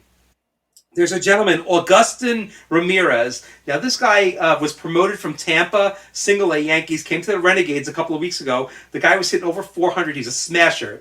Now, he's not currently on the 40-man roster and could be lost in the Rule 5 draft at the end of the season. Now, if the Yankees lose this guy, they are out of their mind. Now, he's a righty hitter, I must say that, but his bat speed is incredible, and the way the ball comes off the bat, the velocity is incredible. So they got to keep this guy. Then you got Spencer Jones. He's your lefty. Is he the savior? He's still maybe a year or two away from the majors. He's hitting 260, 12 home runs, 51 RBIs. And then pitcher Drew Thorpe. I just want to bring up the pitching. This kid, Drew Thorpe, I've been to about 6 Renegades games this year, and he's pitched in 5, 10-2 with 2.81 ERA, 138 strikeouts in 109 innings. I think he's the real deal. He just got promoted this week to Somerset Double-A, so he's 2 steps away from the majors. But this Yankee team is, I can't describe it. They're so dysfunctional, Rich. As a matter of fact, today, bullpen reliever Ian Hamilton came out and said in a press conference last night. Now, I don't know if this is true or not, but it was all over Facebook and I'd like to say Twitter, but X now or whatever the hell it is. But he came out and said he was the opening pitcher last night, pitched the first inning. He said, why'd they take me out in the second inning to put Luis Severino in? So he is actually mocking his own player. Aaron Boone has lost total control of this locker room. Aaron Boone has to be fired, and they're saying he might stay on. Why? Because he's in the first year of a 4-year contract? Bullshit. Get rid of the guy. Get rid of Cashman. Cashman's not going anywhere. Cashman has a job for life with the Yankees. I know, Pete, you want Cashman out of here, but it's not going to happen. It's never going to happen. The only way Cashman's going to leave the Yankees is, I don't want to say it, but, he's got a job for life. It's not going to happen. But you know what? Aaron Boone has just totally lost control of this team. Got 6 ejections this year. You would think the team would rally around him when the team doesn't care anymore. The team has given up. I have given up.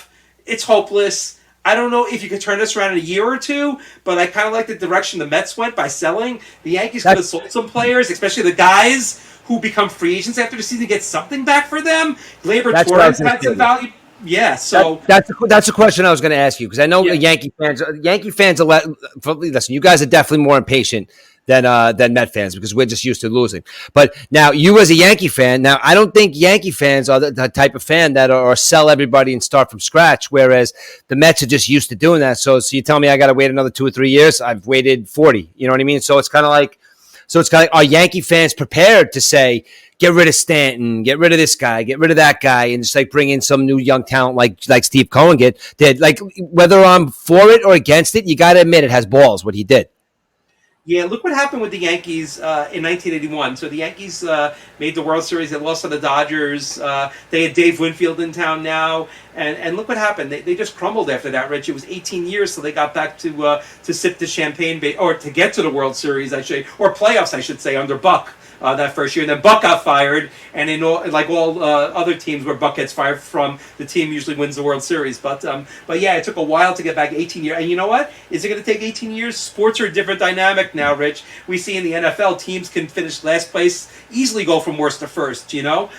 Baseball, it's all about player development too. Are they drafting the right guys? The Yankees went to analytics. Analytics it's horrible, Rich. You just got to go out there and play baseball. You can't rely on these kids from Harvard University with computers, wearing wingtips in their Armani suits, giving you numbers. You can't rely on numbers. You got to rely on baseball itself. These guys never played an ounce of baseball in their lives. I mean, how can you rely on analytics anymore? I think it's get back to the basics. What I want the Yankees to do, and I'm going to put it out there, I haven't put this on social media or anything, but I want the Yankees to do this. I want the Yankees to go get Joe Madden. And I wasn't a Joe Madden fan, but I think Joe Madden is a perfect player manager. Joe Madden's a perfect winner. He's out there. He's only 65 years old, maybe a little bit older, but he can still manage. Go to Toronto, get Don Mattingly. I know Mattingly, you're going to have to give up some. Yeah, but Eric, back to what do you call it? What do you call it for a second though? Joe Madden's the king of analytics. He is. He is the king of analytics, but he knows how to use them, Rich. I understand that, but I know I thought you were completely again. I wanted baseball completely, but like I said, I don't think he'd be good. You know what it is? I don't think he. Just me personally, as looking as a baseball perspective, you need to get a different type of person in it, because I think that's what Aaron Boone is. Aaron Boone's a yes man. You don't want somebody that's going to be a yes man. You want somebody that's going to say, go jump in a lake. I don't like you know what I mean? Like, they need somebody like that. They don't need, well, I don't know. Like I said, Madden's a good manager. He could offset that by being a good manager, but I think you're going to go right back to a guy who really relies on guys hitting home runs on Tuesdays and Thursdays. The Yankees are built for home runs. I think they got built for small ball. I mean, you look at these guys, Harrison Bader, Volpe, they're small ball guys, But, I once heard Mike Francesa say, and I thought it was the most ridiculous thing I've ever heard in my entire life, because they were talking about when the switch was becoming a real problem, and why don't people just like lay a bunt down the third base line? And Mike Francesa said the stupidest thing I think I ever heard. He goes, "The Yankees don't bunt. They just don't. They're the Yankees. They don't bunt." That's, to me, sounded like the stupidest analyzation of something that was going on. The Yankees don't bunt. So you're telling me that they have a free hit down the third baseline, but they're the Yankees. They don't bunt. Well, how about in extra innings, Rich, with the Manfred runner, or ghost runner, whatever the hell it's called now? What the teams do now is they usually bunt the guy to third, and hope that a ground ball or sacrifice fly brings the runner home. The Yankees have bases loaded with no outs the past couple of nights and haven't scored runs. It's crazy. The first time I saw that stupid rule with the man on second base, they called it the California rule. That's like travel baseball 101. If you get to the bottom of the inning, you bunt the guy to third, and then it's one out, and you got a guy on third. That's travel baseball 101. It's kind of like when the pitchers used to hit, Rich. What do we guys on base? What did the pitchers used to do? The pitchers used to lay down a bunt, right? The pitchers weren't swinging away. The key is to advance the runners and stuff. I mean, if you get the guy on third base, odds are you're going to hit a sacrifice fly, ground ball, something. Even a wild pitch from the pitcher is going to score the runs. No, the Yankees don't do that. And the Yankees, we have to be the Bronx Bombers all the time. But you know what, though? There's always time for change. And, Joe Madden, even though he's the analytic guy, he's a baseball guy. He knows the game. But you know what? The missing cog for these Yankees over the past couple of years is even Joe Torre. Joe Torre had that guy next to him. Joe Torre had Don Zimmer next to him. Joe Girardi had Bob Thompson next to him, the manager of the Phillies now. I mean, there's no legitimate bench coach on that bench giving Aaron Boone advice or anything like that. That's why they should have brought in Mattingly this year. If they would have brought in Mattingly this year before he went to Toronto, Mattingly would have been the perfect bench coach to have for Boone. I mean, I think you just explained something very well, and I think that you're getting caught up in your.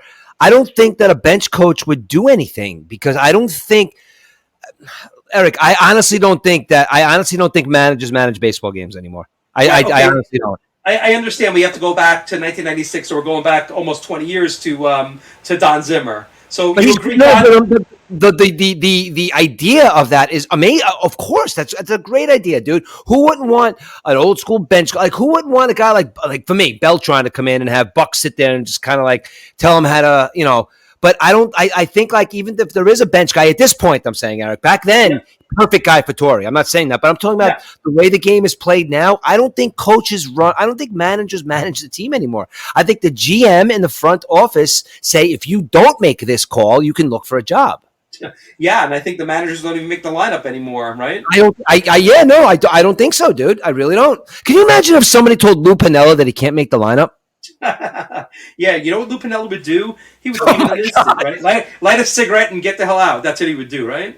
I was watching videos of him the other day, dude. He was a good baseball player.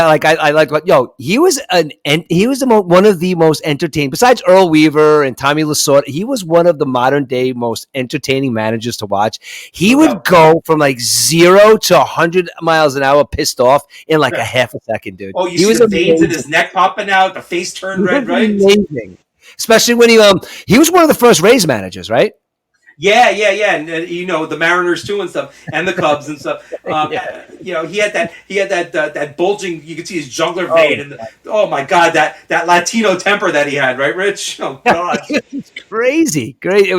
He was so much fun to watch get angry because it was just an explosion, especially with the Cubs too. He got so when didn't he get into an argument with what's his name? Who's the Spanish player that would give him problems all the time with the Cubs that he had many Billy Martin type fights with on the field?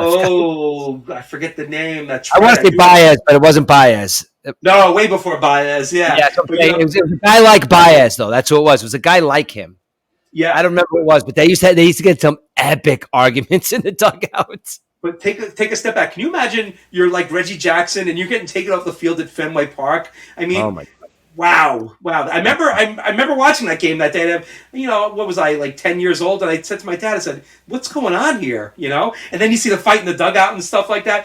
I mean, geez, crazy, right? Nowadays, the players make 100 times more than the managers, so the players don't have respect. But one thing, Rich, I want to talk about, I said Boone lost the clubhouse, but you know what, though? The Yankees had something this year that they haven't had in a couple of years.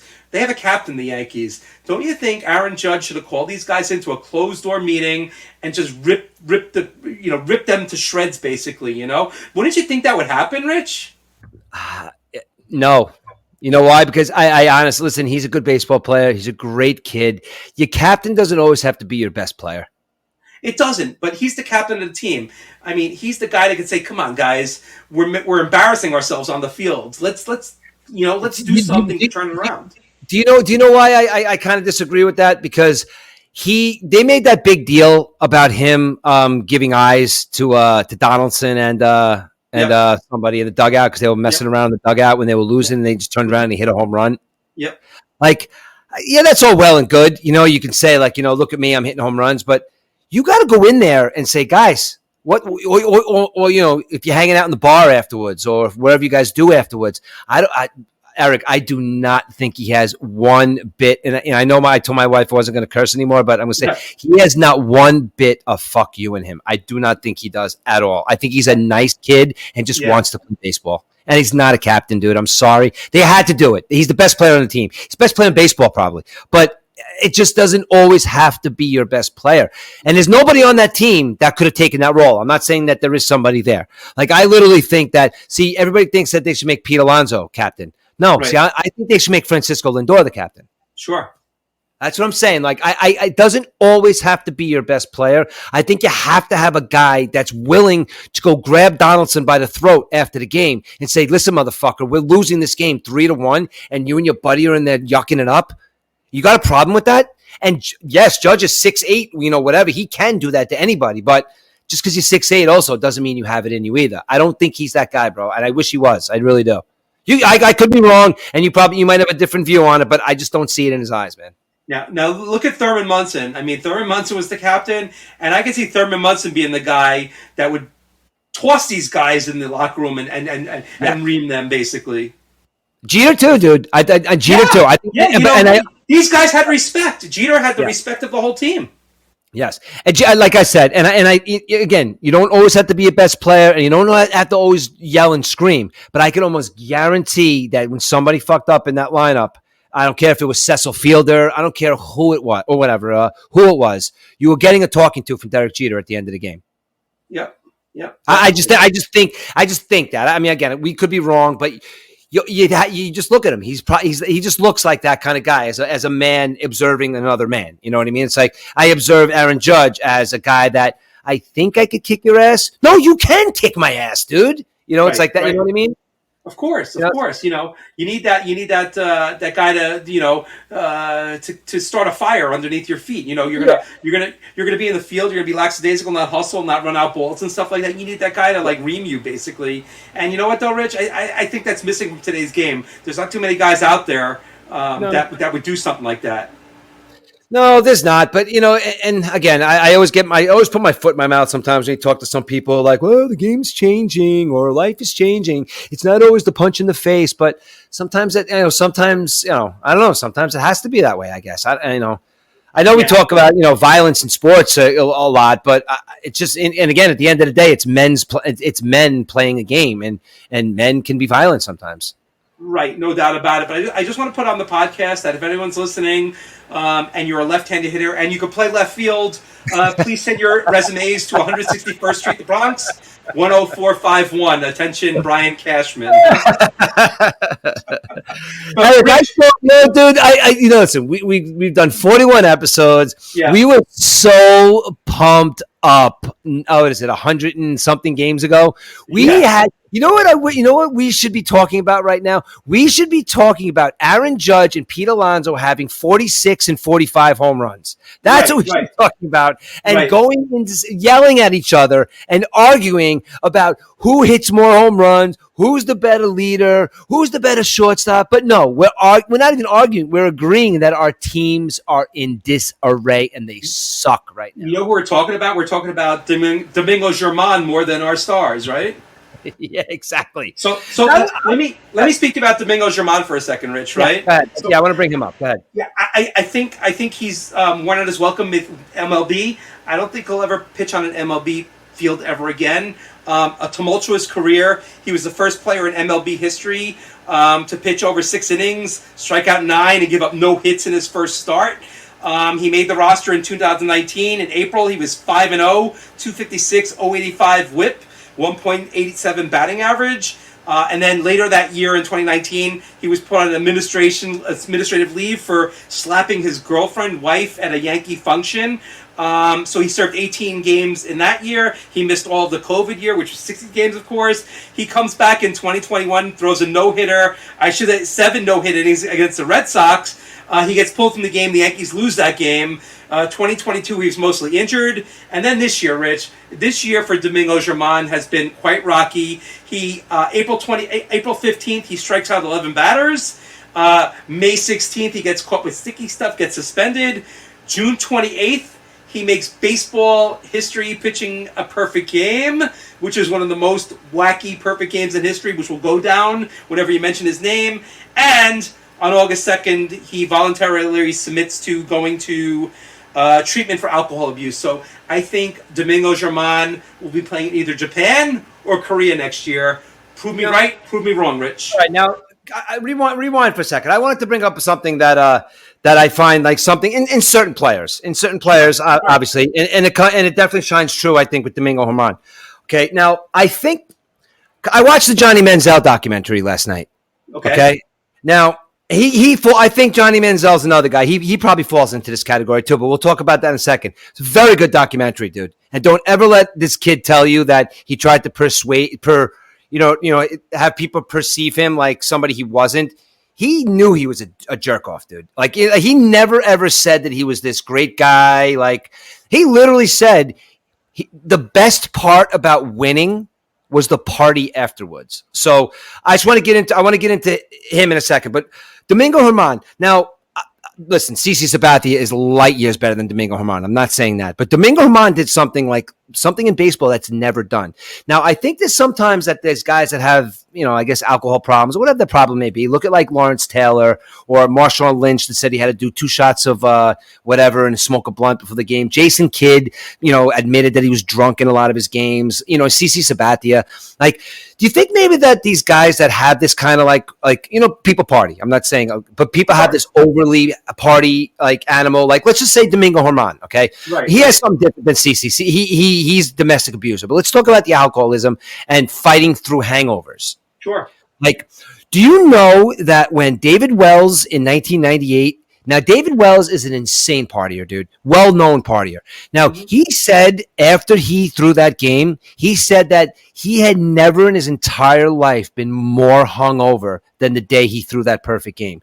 Now, the point I'm making is Domingo Germán. Is this just something he's used to? And was he just like extra, again, going into a man's body taking over and fighting through shit? You know what I mean? Like Lawrence Taylor. Lawrence Taylor was coming into practice, falling asleep. But the minute that whistle blew, in my eyes, even above Barry Sanders, he is the greatest football player that ever put on pads.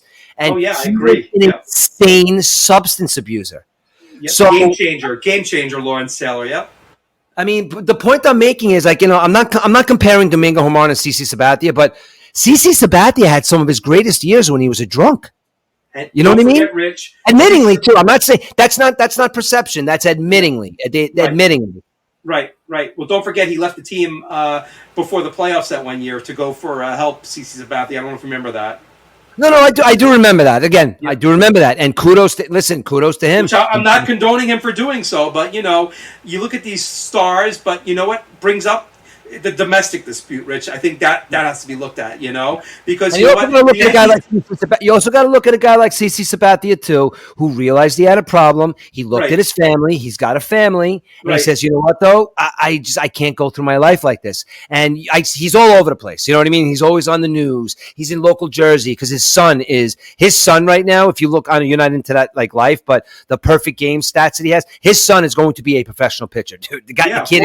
He's one of the top-ranked 15-year-olds in the entire country. And it's not just because his daddy is CC Sabathia. No, he's legitimately one of the best pitchers in the country right now. And he plays. But the thing, but like I said, he looked at his family. He says he looked at his career. He's like, wow, I got a problem with alcohol. And he stopped. Mm-hmm. You got to give the guy kudos. A lot of people out there don't realize what they have, and they don't think that they have to. They don't think they have a problem, which is fine. But you know what, though? There are people that are strong enough to look at their significant others and their family and realize, you know what, that is the most important thing to me. And their kids are probably like, Dad, you're this big-time baseball player, and you're always partying with your friends. And it's like, I want you home. He's like, you know what? Damn, man. These kids are right. These kids are young. You know what I mean? So kudos to him, man. This guy's like, you know what, though? I got it. And my friend, I think it was my friend, partner, Timmy. I think he said that his brother had his kids play on a travel team of one of CC Sabathia's kids, but the guy is always at practices with his kids and always. So again, that's perception. What we see is him now, but he admitted that he had a problem. He overcame it, and now this is what he does. You know what I mean? So I don't know. And I think maybe there's got to be something to that overcoming the hangover thing and just becoming like the best you could possibly be, because Johnny Manziel was hungover after every single one of those crazy games he had in college.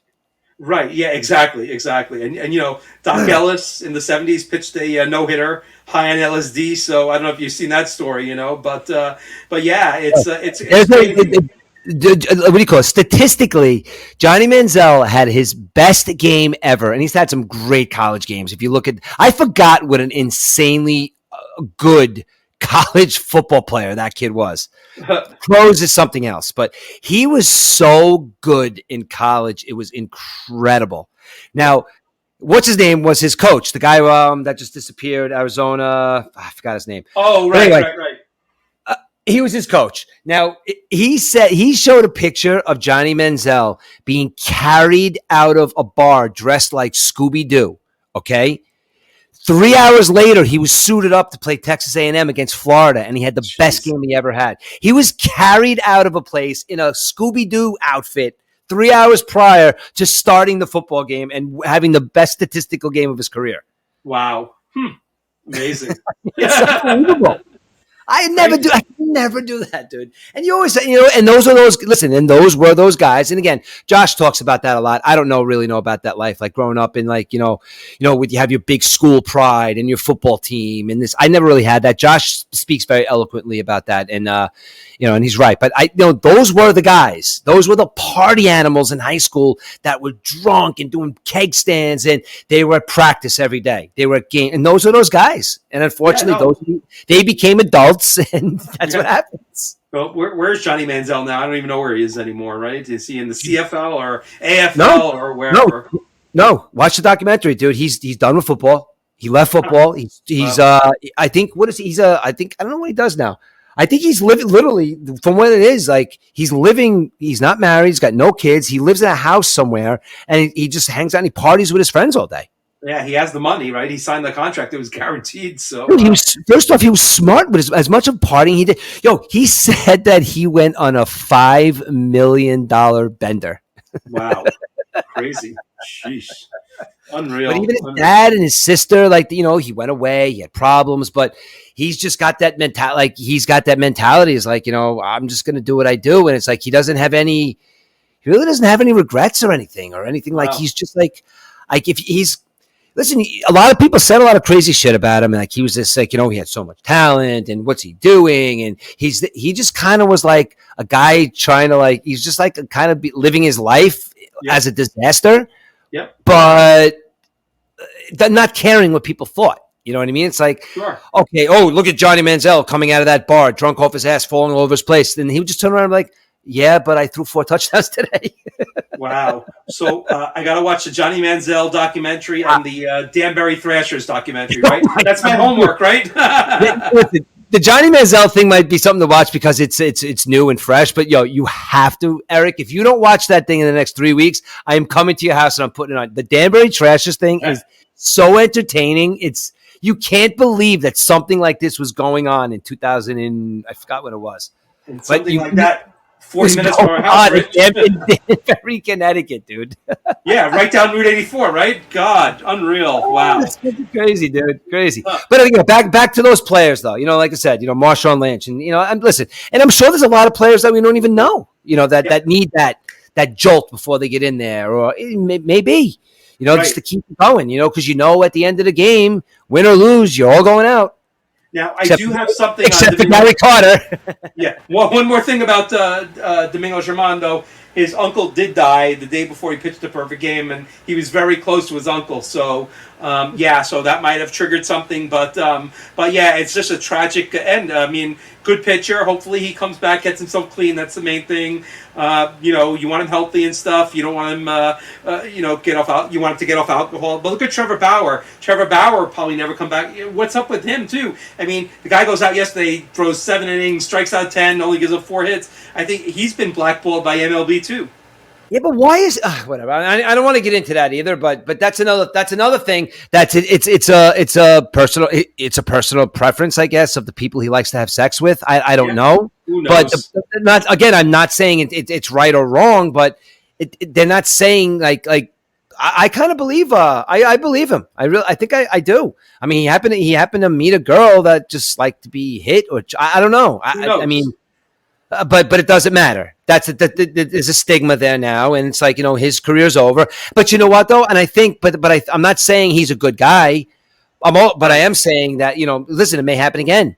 But maybe that's the reason why he's out of baseball. But exactly.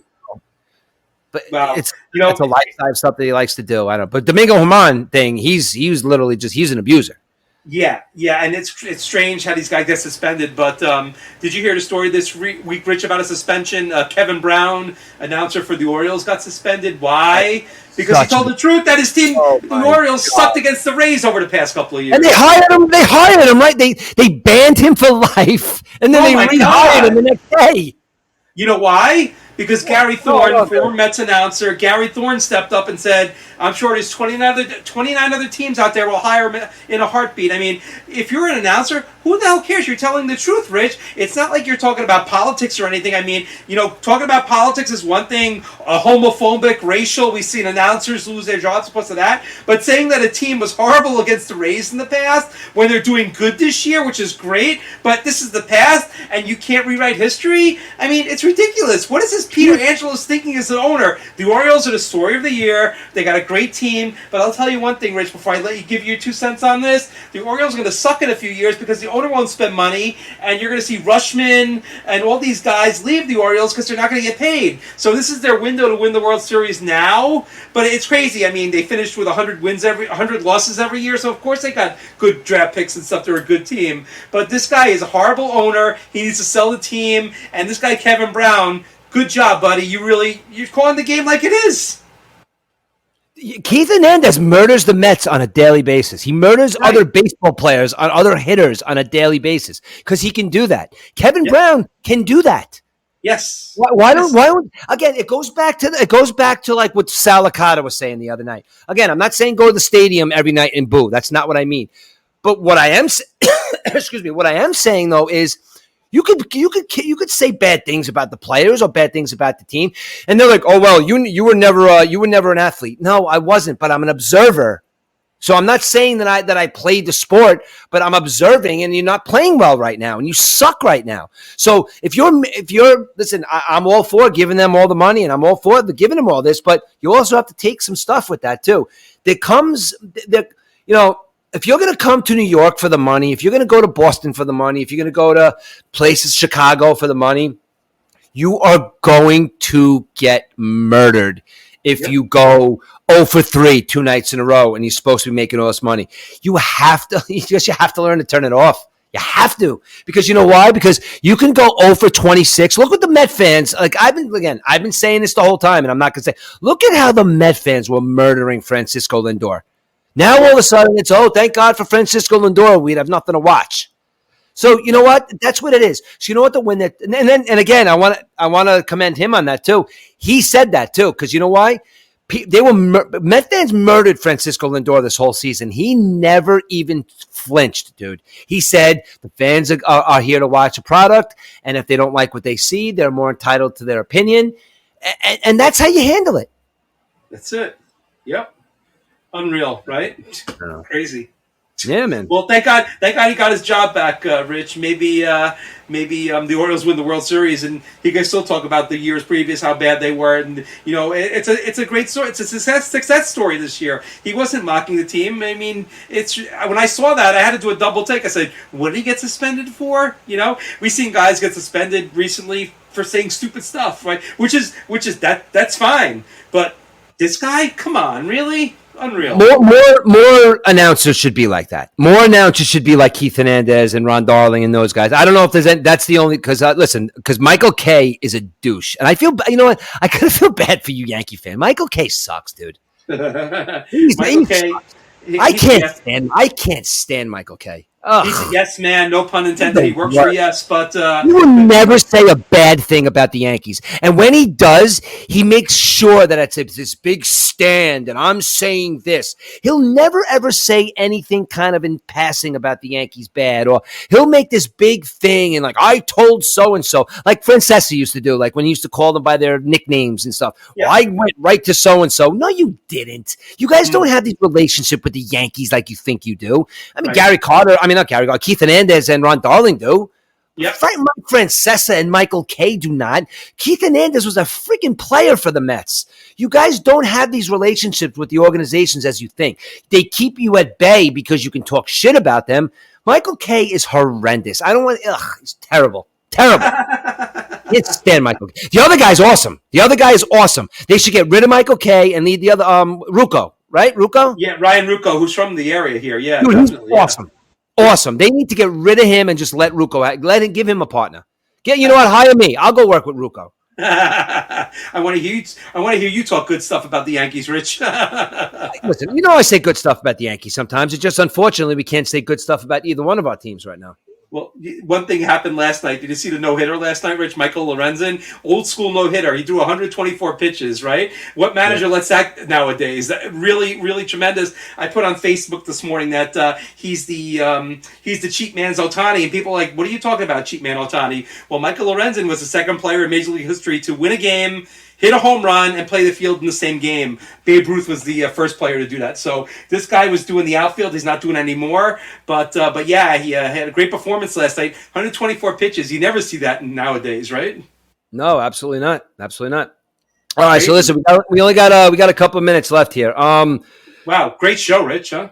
Yeah, man. Yeah, absolutely. Always, Eric. Listen, we got one bullet point to hit for you. You have to watch the Johnny Manziel documentary because I want to talk about that on 42. Yep. Football. Listen, we're gonna have plenty of football to talk about in the next coming weeks. I, for one, I do it to myself all the time. I'm super psyched for football season, and I don't know. I haven't watched Hard Knocks yet. Because Aiden Shannon and Jack are away on vacation right now. And I promised him I'd watch them when he gets back. So I haven't watched it yet, but I heard it's awesome. Dude, I'm super pumped for football season, dude. I know I do it every year to myself, but yeah, definitely. We have a listen, I'm going to go on a tangent for a second. We have a Super Bowl winning quarterback, one of the greatest quarterbacks ever. I'm not saying one of the greatest quarterbacks ever. We had the offensive and defensive rookie of the year on the same team. Now, I don't know about you, but I have definitely been peeking in on the training camp stuff. Have you been watching the epic battles in training camp between Garrett Wilson and Sauce Gardner and high-fiving each other and hugging each other after they're just beating the shit out of each other trying to get the football? Wow. Yeah, no, I have not. It's intense, bro. Listen, again, I know I'm a Jets fan, but Eric, watching the two of them, it's not like I go back to even like when Revis was playing on the Jets. Revis didn't want any part of taking on in every single practice the bet. He just wanted to go out there and do his thing. He was great. These two guys said to Salah that every single day we go nose up against each other because we want to make each other better. Wow. I mean, come on, bro. How can you not get psyched after hearing something like that? Yeah, definitely. And Sauce Gardner, this kid, I thought I didn't really know too much about him or whatever. It's rightfully so because he's a good kid, bro, dude. This guy is a good kid. So is Garrett Wilson. It's like this team's got something this year, dude. They do. Yeah, and hopefully they stay healthy, Rich, and they get there. I know for you, long suffering Jets fan, you saw the Mets win the World Series, but you never seen the Jets win the Super Bowl. So no. I can only imagine if the Jets won the Super Bowl, what you would do. You can't get a ticket for training camp right now. Like I used to go up to Hofstra and walk onto the field and shit like that when I was a kid. You can't buy a ticket to. I was going to surprise my son and try and get him up there for one of the training camps because again, like the Mets, he's an insane Jets fan. He called me up last night, Aiden, and he's like, "Dad, we have to watch Hard Knocks together. I'm so pumped. They're gonna win the Super Bowl this year." I'm like, "Aiden, what are we talking about?" It's like, "I don't care, Dad. It's true. They're winning the Super Bowl this year." So the two of us are insanely pumped, as we were in April for the Mets. Well, if you do go to training camp, do not park in the parking lot across the street where my wife works because your car will get towed away. Okay. But from her vantage point, she could probably see Aaron Rodgers throw a couple of passes to Reggie Cobb, I think Cobb's gonna have a good year. Rich, he's Aaron Rodgers' boy, right? Cobb. Dude, he's our number 3 receiver. Think about that. Yep. Yep. Think about that. He's our number 3. Come on. Yep. Listen, you know what? We started talking about the Jets way too late because it's an hour and 57 minutes in. Because we got to do a preseason football show because, as you know, I do not watch preseason football because it is the worst thing. I'd rather watch Little House on the Prairie than watch preseason football. But we should do a preseason football show. Yeah, this is the first time Tom Brady's not quarterbacking in quite a while, right, Rich? Different season this year. Eric, as a matter of fact, I forgot to tell you something. I will be around Saturday, not for the whole thing. Do I still get an invite or no? Yeah. Come on by. What time? You going on? Okay, so for everyone out there, Fishkill Summer Hoops this week. Championship on Saturday. A great season for the kids. I got to hurry up because I know we're running out of time. The championship games will start at 1:15 on Saturday and go up until about 10 o'clock, 11 o'clock at night. It won't be live this time because of some technical issues, but it will be on YouTube, streamed, edited, so you'll see the games within a week or two. But we had a fun time doing it. Jay's planning some stuff out, and it's going to be a fun day, Rich, so please stop on by when you can. I could give us about. Can I give us to about 3:30? Fine. Whenever you come, you come. Perfect. I'll give you to about 3:30 because the family's coming home on Saturday, and I miss them terribly. So I haven't seen them all weeks, but they're coming home on Saturday. Understood. Bachelor week, and Rich, you know what? Yeah. Family comes first. Yeah, but you know what though? Like I hope they're listening right now. I do miss them. I'm working now and everything, which is good. I miss them. I think we're gonna get a little quick little getaway for Labor Day weekend. So maybe awesome. We're gonna do a little great. house, good for house you. hunting. Definitely. Nice. Maybe we're gonna do a little townhouse hunting on Labor Day weekend. Nice. Very good. Very good. Awesome. All right, dude. We are probably gonna get cut off like you guys did last time. It's 1:59. So Eric, you got anything to say in the last minute or two that we have left? I had a blast, Rich. We bashed our teams. We had some fun in the beginning, and looking forward to pizza night next week in episode 42 in the future, and fantasy football, of course. Awesome. So listen, I will call you. I'll call you tomorrow. Off air. I'll let you know. Let me know about what's going on Saturday because I could stick around till about 12 o'clock. Maybe we could do something prior to. Maybe we'll get there around 12. Yeah, I'm gonna get there early around 10. So I just want to get some stuff together. So whenever you want to get there, come. No, if I don't have to work on Saturday, I'll be there. I'll be there whenever I'll go there early. I don't care. Perfect. I just have to leave by 3:30. As you can see, the chairs are set up, Rich. So there's a chair for awesome. you. Awesome. Let Jay know that I'll be there, but I got to run around 3:30 then. All right. Yeah, I'll text him tomorrow. Yeah, I'll speak to him tomorrow. Awesome. So listen, you know what? It's getting late now. When I get home from work tomorrow, I will shoot you a call and let me know the details. All right, guys, we're at 1:59. Thank you for listening to the MURF and EDUBBS show. We are working on episode 42 coming up soon. And like I said, another good show, Eric. And good night, my friend. And I will talk to you later. Yeah, take care, Rich. I'm in the basement. I'm in the only room in the house that's not climate controlled. So I'm going to go up and cool off now. But great show, buddy. All right, brother. Later. Take care, everyone.